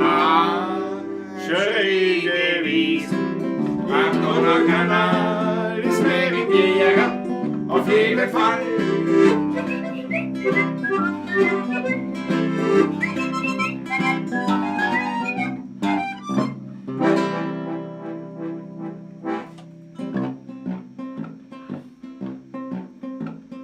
Ob wir nicht schon vergessen haben, vorher schon, vielleicht. Ich glaube, da haben wir gespielt. Ja. Oder früher schon vergessen. Ja, ich glaube, Schau noch, ob es dann vergessen hast. Die Wildcat Weil, haben wir nein, nicht jetzt, aber vorher noch. Ja, vorher jetzt. Ja. Vorher.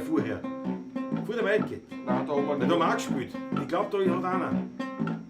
Ja, hör auf zum Spielen dabei. Der 301. Ist der da weiß ich ja. Ja, Also genau. 301 und der Wildcat herzlichst. Der Wildcat. Dankeschön. Dank. Prost. Mahlzeit. Prost. So. Jetzt geht's. Jawohl. Der Onkel hat noch einen Oculus reingehauen. Der Pepperl. Passt. Ich danke dir schön. Das zahlt sich aus. Auf die Kundenwünsche einzugehen. Danke dir schön, Onkel. Für die gute Schlaf gut. Gute Nacht. Der Fritz Stadt, also mein jüngerer Bruder ist da, also Metal bitte. Ja, wir können jetzt noch einen Rap bringen, einen Rap. Cäsar. Was schäbert das so? Ja, alles schäbert da, alles schäbert. Ich glaube, die Saiten brennen am Stimmgerät da oben. Das kann auch sein. Das schäbert da so viel bei der Gitarre mittlerweile, dass ich nicht mehr alles isoliere. Du hast keine Angst haben, das muss man herrichten. Nicht Angst haben. Das ist was locker.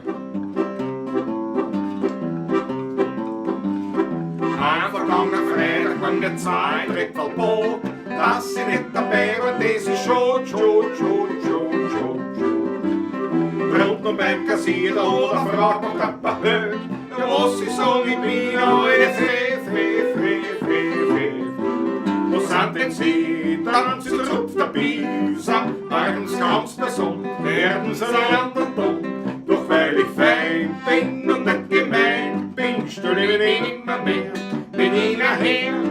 Sie glauben, dass sie da in einem Vogelhäusl sitzen, können so schwache Frau tyrannisieren. Jetzt halt's mich zurück, sonst komm ich noch in Ditzen. Und durch den Kartenbändiger noch eine spielen. Endlich sind wir drinnen in der unglücklichen Kabine. Über den Ocker, wir rennen und hin. Einer von den Ockerten, der ist so nämlich gefüllt. Sein Freund schaut aus, als wir gebüht. Sie ist nicht Gedränge in der Menge und keiner weiß mehr gewiss, ja welcher von seinen ist. Es wäre nur ein Haus mit Sing und Schurch, aus für unser Nebenmann, der zieht uns wieder raus. So jetzt probieren wir's heute einmal mit unserer Hose. Kaum um was drum dürft uns der Nachbar wieder rein. Wir kriegen zu, an so einen Murzel und Großen und gehen Zantenquant ins Boot hinein. Der Gefühle, der kommt rein, steigt mitten auf der Saft. Der längste hat sein hier, der ist baff. Wie er wieder aufsteht, da will er zum Brause hin, aber ja passt den in die Duschkabine, bing. In der nächsten Klause, unter der Brause, da rennt das Röntgenbild, grad hin und her wie wild. Sie ist ein Verhängnis, dass er so dünn ist, wenn er zum Abfluss rutscht, dann ist er futsch. Jetzt macht's einen Pumper rein, jetzt war's er furchtbar zusammenzuckt, weil die Fühlen ausgeht wieder einmal hin. Die ganzen Brausen sind verbogen, die Wände sind eindrückt. Das ganze Trinkverbot, das ist jetzt hin.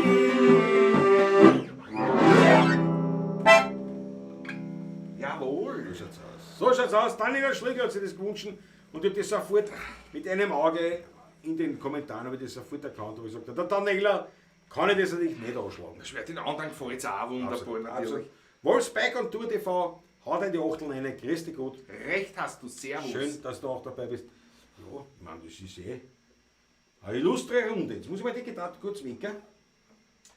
So, weil ich muss mich da ein bisschen ausweiten, ne? Mit meinen ganzen so. Aber weißt du was, wir haben gespielt vorgestern, wann haben wir gespielt? Am Samstag. Am Samstag haben wir gespielt. Samstag haben wir gespielt, bei Geburtstag, eben im Taschler. Und da haben wir dann so gespielt und da habe ich da beim Spielen, reibe ich auch da meinen Unterarm über die Gitarre. Und da habe ich gemerkt, dass ich diesen Bluterguss quasi da so weggekriegt habe, ganz weiß. Jetzt habe ich schon ein bisschen gespielt danach. Das ist klar. Und das ist doch ein Handicap. Da ein Handicap beim Ein Spielen. kleines, aber doch. Aber Ja. wie der Wolfsberger du gesagt hat, schau, Wenn du keine Brezen gerissen hast mit dem Motorrad, dann bist du auch kein Motorradfahrer. Also jetzt bin ich einer. Aber eigentlich nicht, weil das Motorrad in der Werkstatt ist. 30 Achtel die Chrissy, super. Jawohl. Alter, super Nummer, Gary bei 1.0. Ist wirklich eine leibende Nummer, ja? Der Bernd Ruf schreibt gerade, Patrick hat ja ohne Dampf. Ah ja? Doch. Ist mir noch nicht Apropos, na warte. So ist er, na geh. Bernd Roh, ich sag's dir, ich danke dir schön. Also, Ja, wäre. jetzt weiß ich, was mir angegangen ist schon. Ja, na, ja, mir auch. Der Dampf. Na, das war ja ein Gesturl in der Klause, wie die Schlögels da waren. Alle haben's dampft. Da ist er. Da haben wir schon einen ordentlichen Nebel gehabt. Also da haben wir schon, Da war eine permanente. da haben wir dann einen Dampf gehabt. Den haben wir dann nicht gehabt, ja. Fritz und Startguss, nur die Harten. Nur die Harten. Ja, sicher. Zufrieden? Sowieso. Nein. Was haben wir für einen Liquid? Bevor soll ich wieder fragen? Es ist eine Mischung schwarze Johannisbeeren und ein paar andere Sachen, das ist ja ein Versuch. Mehr kann ich dazu noch nicht sagen. Heidelbeeren sind dabei.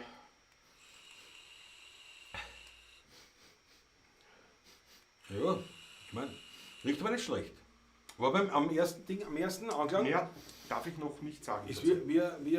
wie verbrennt. Ist ein bisschen Honig auch dabei. Am Anfang, aha. Kokeln tut da nichts. Also. Nein, hat so, am Anfang, nein, nicht verbrennt im Sinne von, so verbrennt, sondern was. Röstaromen, Ist würde man es schon, nennen. ist schon genug. Das ist vielleicht ein bisschen der Kaffee. Der Franz M. sagt es viel zu spät, Patrick nimmt den Wein mit. Ein bisschen. Patrick, wenn's noch mal auf, stell noch mal an.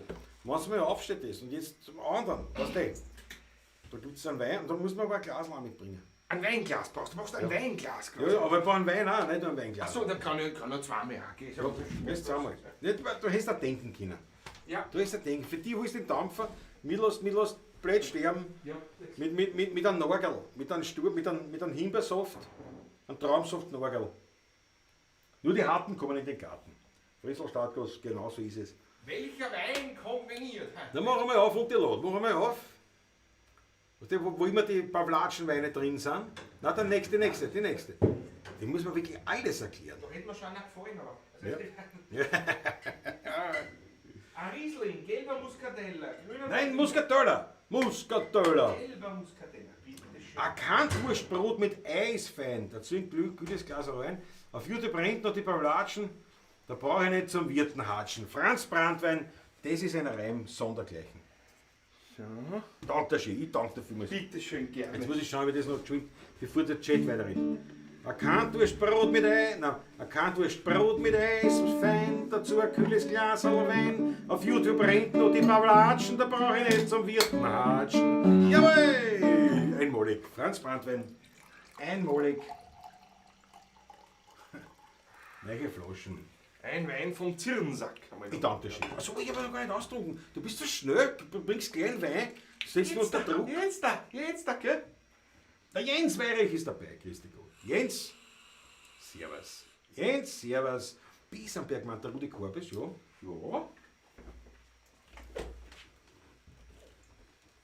Ich mach das nicht alles gleich so. Du setzt mich heute unter Druck. Ich setze überhaupt nicht unter Druck. Da waren wir Tu beide, nur. wir sind beide heute unabgesprochen, Ja. in der Manier, in der Panier. Und Und der natürlich- Manier ist gut. In der Manier. Natürlich, wer Merchandising-Artikel, sprich Leiberl, kaufen will, gibt es nur online und zwar fleischleibchen.com/Zonkoswelt. Zonkoswelt, bei dem dürfen wir quasi Untermiete haben Genau. in seinem Shop. Und denkt dran, Weihnachten steht ja wirklich schon vor der Tür eigentlich. Man kann jetzt wirklich schon Weihnachtsgeschenke denken. Weil man, Es ist Oktober. das stimmt ja eben. Und der Sommer ist vorbei. Ostern ist noch zu weit. Ne? Alles auf alles. Wollte ich nur kurz als Pausending eingeschoben haben. Was sagt ihr da nicht Schlüssel? Da wir waren übrigens beim Heimfahren in Hofladen im Grienerstein. Ja, interessant. sehr fein, da musst du unbedingt mal hinfahren. Super, danke schön. Da kennen Sie jetzt was aus der Gegend, was ich noch nicht kenne. Aber ich habe es noch nicht geschafft, dass ich hinfahre. So, warte mal, jetzt muss ich das. Wobei aus der Gegend Grimmenstein ist schon ein Stiegerl, ne? Eigentlich. Na, da geht es um das.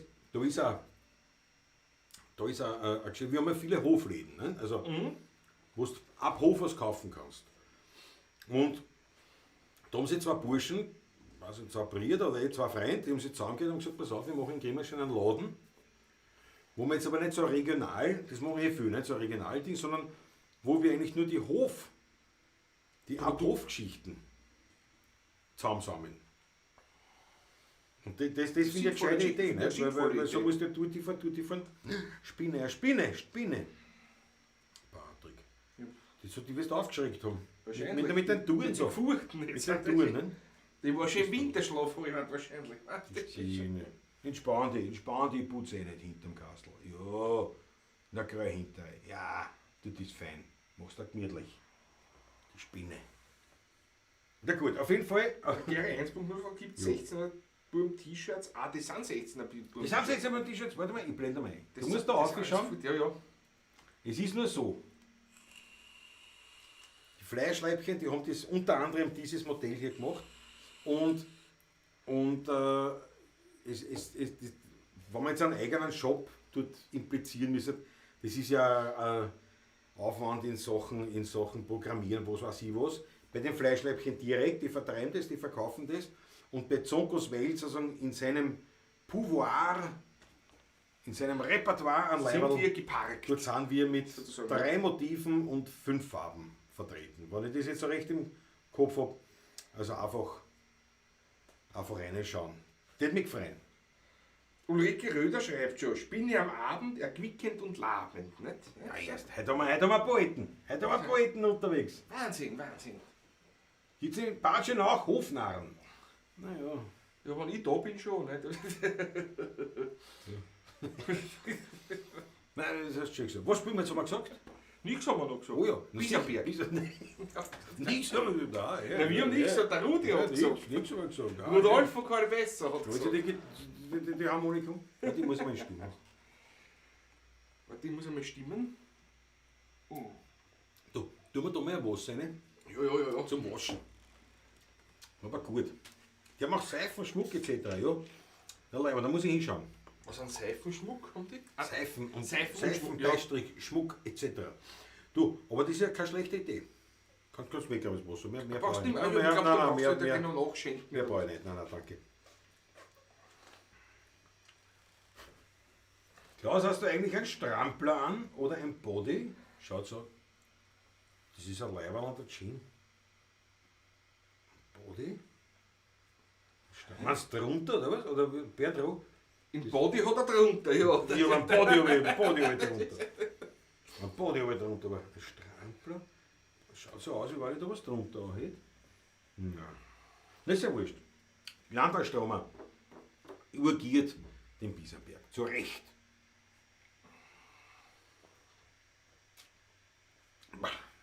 Was habe ich gestessen? Das habe ich aber gestessen, was? Mit Fach. Todesmutig war das. Das gehört da auch ein bisschen gereinigt dann auch, wenn es die Gitarre Ja, schon ich so da andere Probleme, glaube ich, die ich sehe mal. Aber ja, Nein, das sind die Satten da unten. das schon. Klopft da. Ja, also hoffentlich wird schon so sein.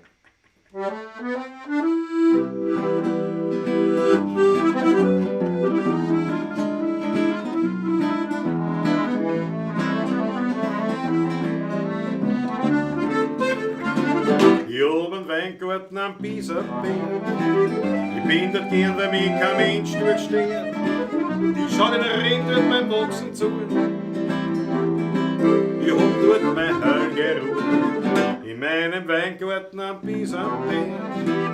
Transitwälder recht und nicht verkehrt. Man kann die Vogel dort noch singen hören. Und am Himmel, da siehst du die höchsten Sterne. Und noch ein Regen sich die Wolken erst verzogen. Dann sehe ich über Wien einen großen Regenbogen. In meinem Weingarten am Bisserberg. Das Fleckerlehrt, das mir allein nicht kehrt. Dort wuchst, ich sag's ganz nebenbei, das soll der beste Tripfelwein.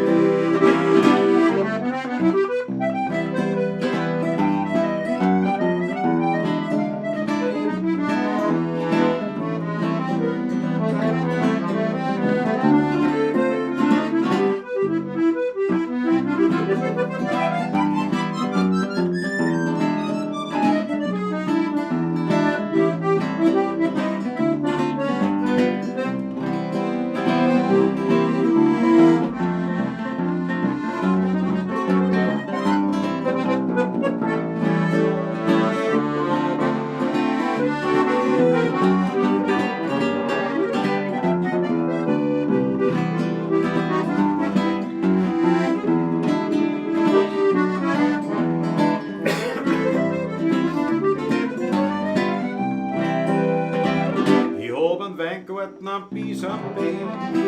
Ich bin dort gern, bei mir kein Mensch dort steht. Ich schau den Regen dort beim Wachsen zu.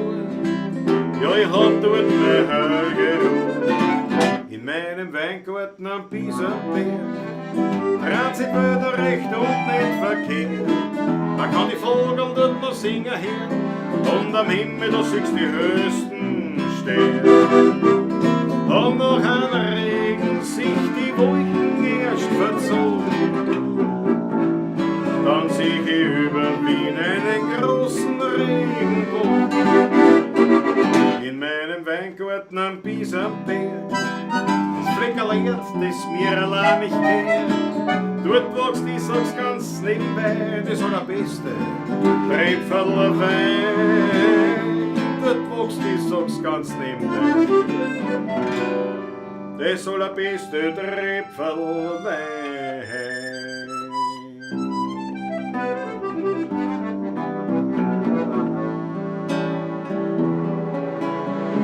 Hab ich Überleitung gehabt? Wahnsinn. Ich weiß nicht, mit wem ich spiele.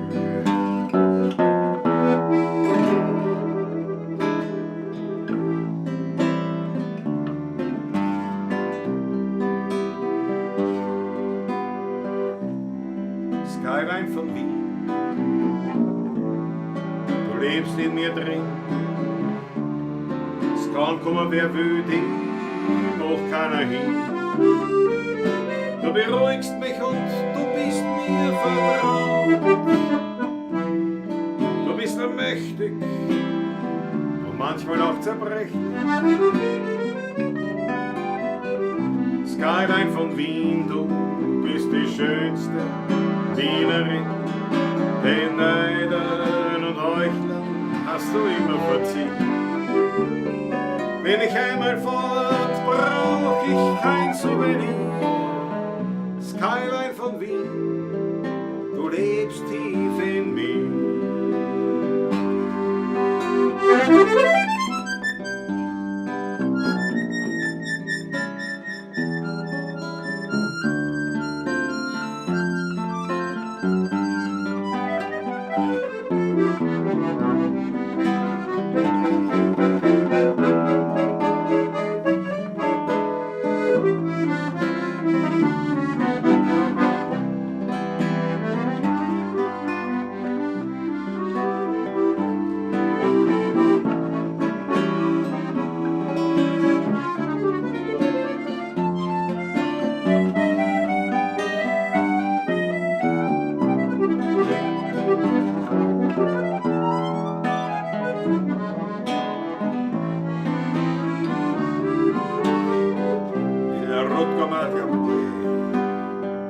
Skyline von Wien, du lebst in mir drin. Es kann kommen, wer will, dich macht keiner hin. Du beruhigst mich und du bist mir vertraut. Du bist mächtig und manchmal auch zerbrechlich. Skyline von Wien, du bist die schönste Wienerin. Den Neidern und Heuchlern hast du immer versehen. Bin ich einmal fort, brauch ich kein Souvenir. Skyline von Wien, du lebst tief in mir. Na, na, na, na, na, na, na, na, na, na, na, na, na. Bin ich einmal fort, brauch ich kein Souvenir. Skyline von Wien, du lebst tief in, ich sitz in Wien.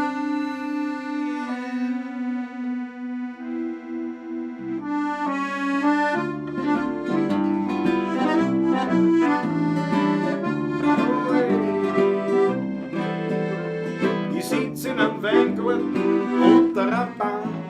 Dazwischen die Rebstöcke fühl ich mit der Hand. Das Weinlaub besticht durch sein saftiges Grün.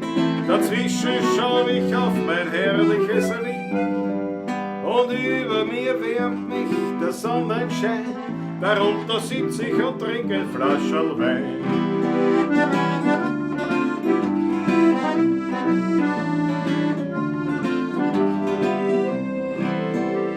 Die Vogel, die zwitschern so lieb durcheinander, ein Frauenkäfer kraxelt ruhig auf meiner Hand.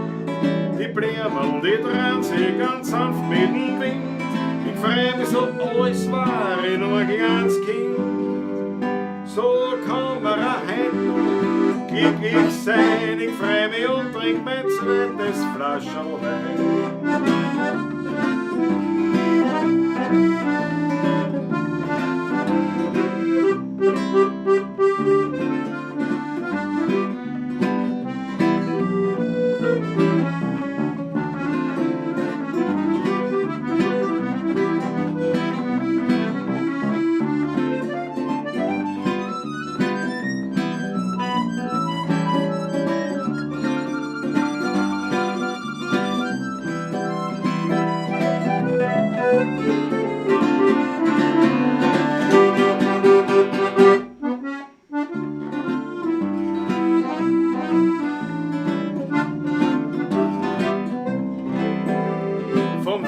Berauscht, schau ich auf zum Mond, der lächelt mich an, weil mich ist er schon gewohnt. Die Grillen, die zirpen ein Liedl mir vor, beim Herrgott bedank ich mich für die Natur. Dann hol ich mein Glasl zum Kerzenschein und trink mein letztes Flascherl Wein. Und trink mein letztes, wirklich letztes, für heute Flascherl Wein.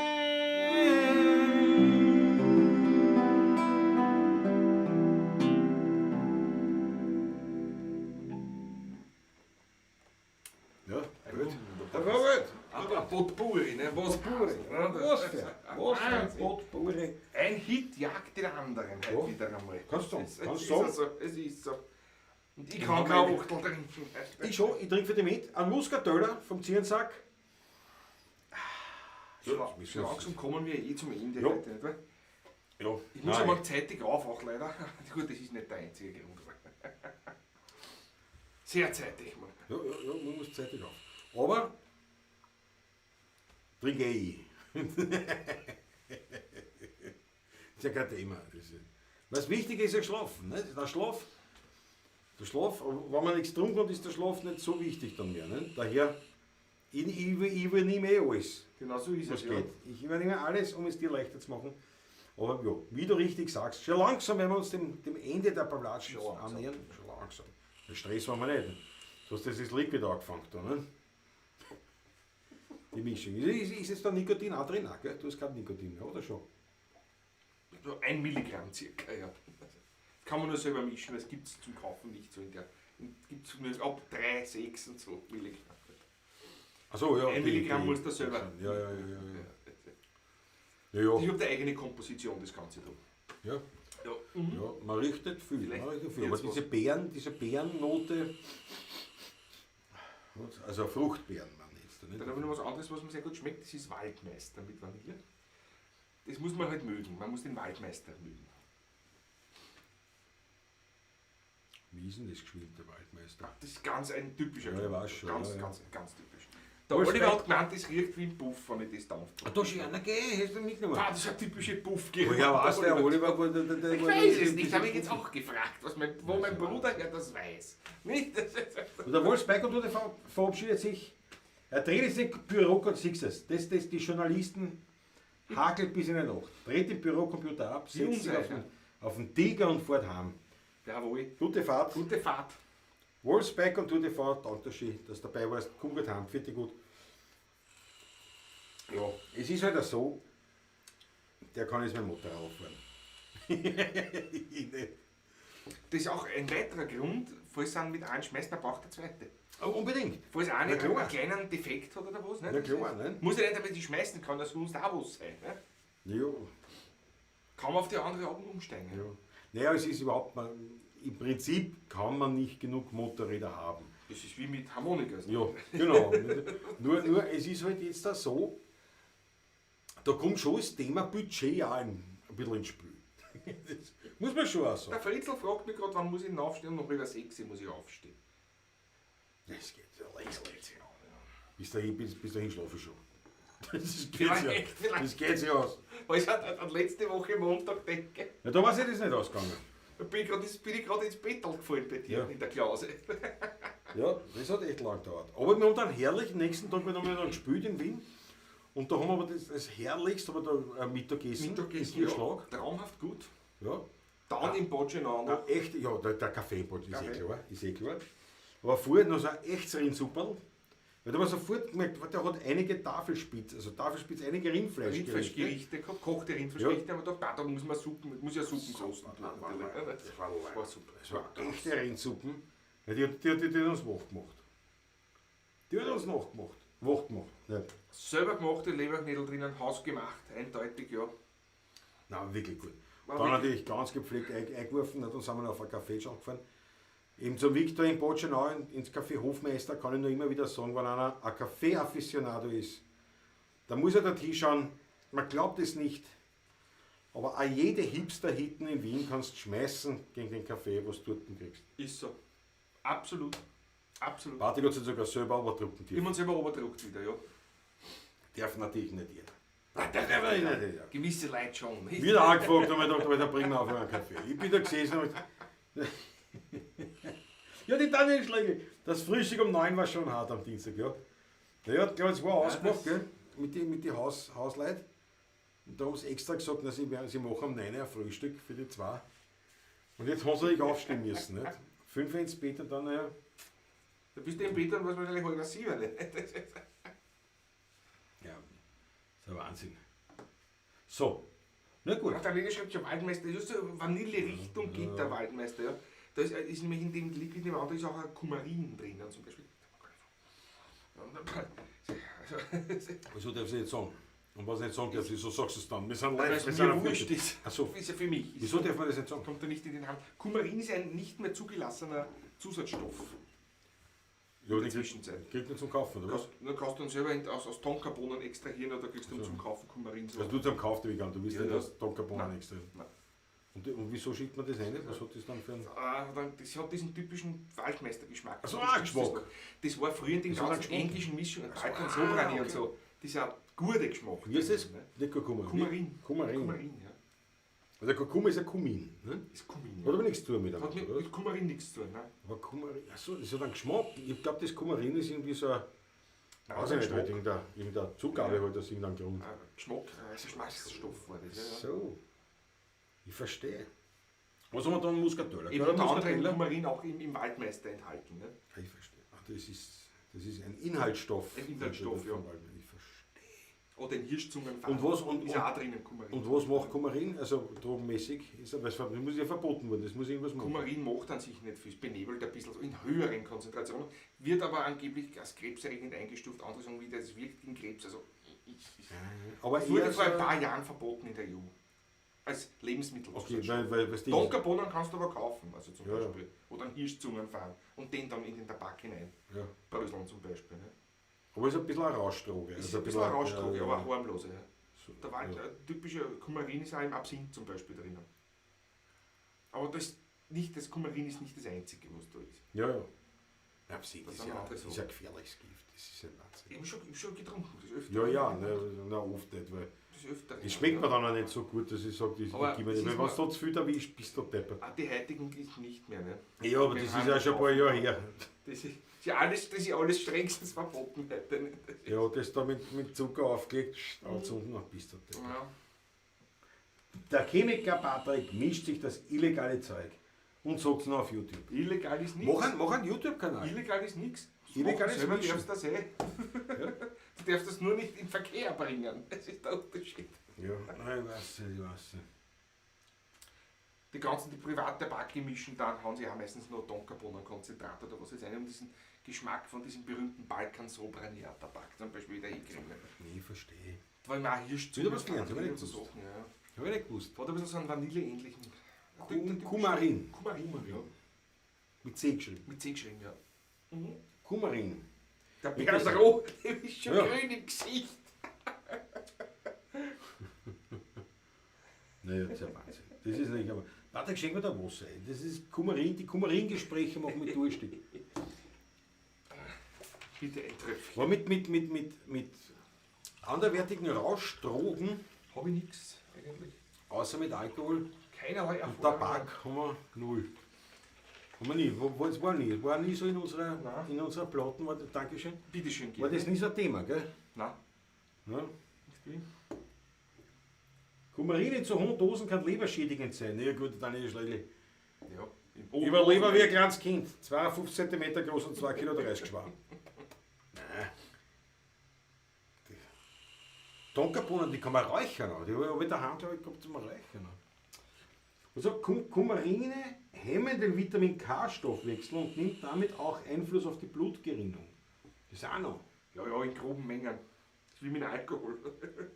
Ich wollte gerade sagen, eigentlich, das klingt alles, im Prinzip erklärt sich da, was der Alkohol macht. Die Natascha! Ich habe gerade erst aufgeregt und ihr wollt Schluss machen. Wie geht es euch? Ja, uns geht's gut, Uns geht's Natascha, gut, aber Natascha, ja. du stell dir vor, wenn du gerade Auftritt hast. Du warst ja dabei. Du warst ja als kleiner Geschob dabei. Beim Heurigen zum Weinstock. Ja. Und da haben wir gerade heute haben wir auf dem Emmerich, auf dem Wirten angestoßen, weil der ist gestern. Seine Tochter hat mich heute angerufen und der ist gestern verstorben mit 89 Jahren, ja.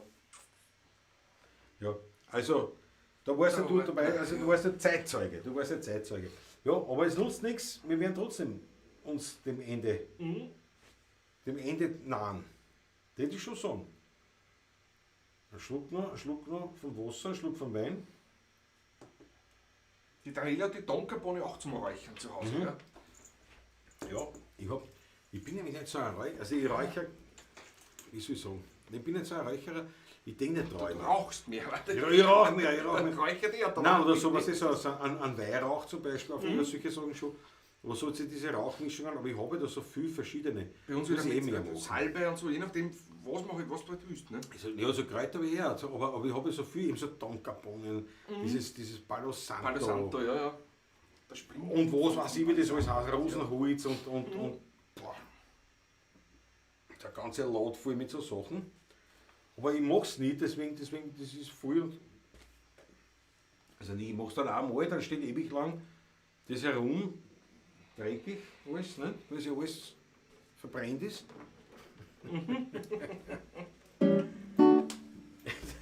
Der Klaus geht schlecht, der hat sich die Fingernägel geschnitten. Der Christoph Acker. Ich weiß ja gar nicht, wie schlimm das ist. Das wisst ihr nicht. Ja, tut jetzt so. Ja, geht's eh? Biegt ein bisschen, aber. Ja. Putz es halt einmal. Das geht auch. Was Wie lange jetzt gespielt? Wie lange habe ich die jetzt? 8 Jahre? Ja. So, 9 Jahre? 9 Jahre im Dauereinsatz, ja. Kommen wir direkt zum Schlusslied? Ja, sicher. Direkt das Schlusslied? So, jetzt sind wir beim Schluss. Machen wir Schluss. Oder muss ich vorher austrinken? Meine Herrschaften, es war uns eine große Freude, dass ihr wieder dabei wart. Das bock ich jetzt nicht, glaube ich. Na, warte mal. Muss ich wieder einblenden. Jetzt muss ich einblenden. Erstens einmal. Ich möchte euch nochmal daran erinnern, den virtuellen Hut zu befüllen. In Anerkennung sozusagen der musikalischen Höchstleistungen. Das ist eine. Information auch findet ihr natürlich auch in der Videobeschreibung, findet ihr sie. Dann einmal, falls das Ganze wieder geht, abonniert und liked bitte unsere Social Media Kanäle, besonders natürlich YouTube. Es wird uns dauern, wenn ihr diesen Kanal abonniert. Das war ganz super. Ja, und natürlich weiter sagen. Was haben wir noch? Ah ja, die Fleischleibchen möchte ich noch mal kurz aufs Tapet bringen. Unbedingt. Und das war es dann schon wieder. Das war es dann schon wieder mit den Werbegeschichten. Schaut auf unsere Homepage und kommt mal zu einem Konzert. Wie gesagt, jetzt am Donnerstag ein paar Plätze sind noch frei beim Taschler. Ja. Legendär im Kollenberger Dorf. Absolut legendär. Freitag sind wir im Dornröschenkeller da. Weiß ich nicht, gibt es nicht mehr allzu viel. Ein bisschen was aber einfach auch. Aber so 2, 3 Leute werden auch noch unterkommen. Und Lentner ist dann in 2 Wochen drauf. Das geht sowieso. Ich schaue da was an. Hosmotto. War ich die ganze Zeit dabei, habe ich aber als Radiosender genossen. Bernaus Motto, ich Alles danke klar. Alles klar. Geh mir aus. Ach, der schön. Jawohl. Nein, Plus im Fuß machen wir nicht, weil ich habe keine Fingernägel. Grisi, ich habe keine Fingernägel. Erst wieder nächste Da Woche. müssen wir das Plektrum nehmen, mit Plektrum. Nein, Bis nächste Woche geht's wieder. Nächste Woche geht sicher wieder. Da geht sicher wieder. Da geht's hin. Frinsel Stadtgut schreibt, ein Muskatnuss ist auch ein Rauschmittel. Stimmt, völlig. Zimt auch zum Beispiel. Ja. Zimtaldehyd, ja. Ja. Darf man aber noch verwenden als Lebensmittel. Ja. Ja, wenn man die Muskatnuss streichen, dann bin ich überhasst. Weil man die mit der Nein, das Material selbst, also die Ja. Frucht selber können sie nicht stellen. Wir kennen alles, die kennen Ja, alles. ja. Die können alles, aber jetzt, offiziell, Bitcoin muss her, die Maggie bringt es auf den Punkt. Jawohl. Jetzt das machen wir, wie geht denn das? Kann man ein Bitcoin-Konto aufmachen, ohne nur so zum... Da muss man erkundigen. Das hätte man vor 4 Jahren machen sollen. Ja, da hätte man Bitcoins kaufen sollen, aber ja gut, das weiß man immer noch, nicht? Das weiß man immer, aber nein, aber Weil jetzt ich damals 3000 investiert hätte. damals 3000, das war leibend. 3000, die haben wir nicht einmal gewusst, wie das ausschaut. 3000. Aber damals hätte ich es gehabt sogar. Ja, ja. Vor Corona noch. Ab ins Nagelstudio, Bernd. Nein, eben nicht. Die sagen, ich habe es kurz schneiden müssen. Und jetzt müssen sie wieder wachsen. Du musst einmal mit Aufpicken auch, sonst musst du das für ewig machen. Nein, das mache ich. Das mit Aufpick interessiert mich Nüsse. Für was hat man Fingernägel? Aber es ist halt eingerissen. Warum? Weil ich gar nicht habe. Harte Holzarbeit in meiner Klause in der Buckelwelt. Damit ich ein Brennholz habe. Das ist wichtig. Damit der Teufels best erster Heizer, und das ist mein Munkelein, wenn wir draußen sind, ordentlich heizen können. Kuchelofen und oben umeinander, der ja. Schwedenofen. Das geht ordentlich katzt. So, austrinken und jetzt da, meine Herrschaften, danke euch vielmals. Danke Sehr euch. zum Wohl. Seid dabei wieder nächsten Montag und sagt es weiter. Die hat uns gefreut. So, jetzt einmal Prost.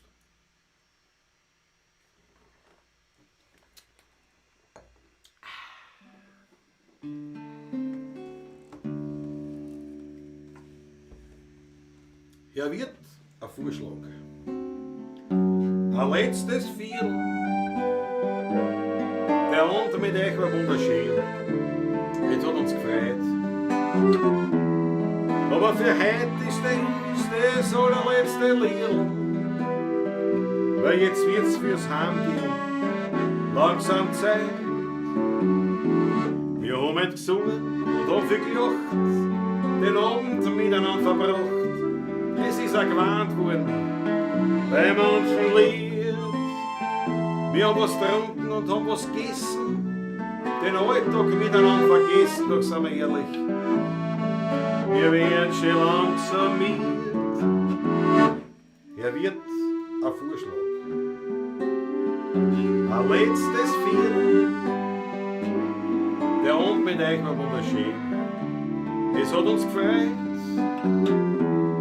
Aber für heute ist das allerletzte Lied. Weil jetzt wird's fürs Heimgehen langsam Zeit. Und wie ich bei meinem letzten Viertel sitz, denk ich an meine blöden Witz, die schönen Wiener Lieder und an die Gemütlichkeit. Heute haben wir Post und gesungen viel, nur gegen ihn wird's langsam still. Und so hat jede Stimmung ihre Zeit.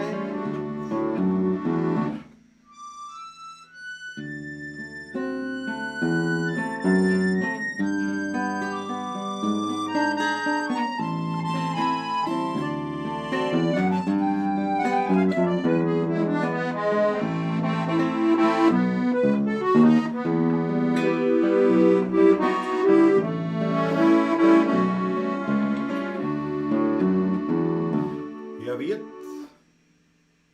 ein Vorschlag. Ein allerletztes Viertel. Der Abend mit euch war wunderschön, es hat uns wirklich sehr gefreut. Aber für heute singen wir das allerletzte Lied. Weil jetzt wird's fürs Heimgehen langsam Zeit. Heute wird's fürs Langgehen langsam Zeit.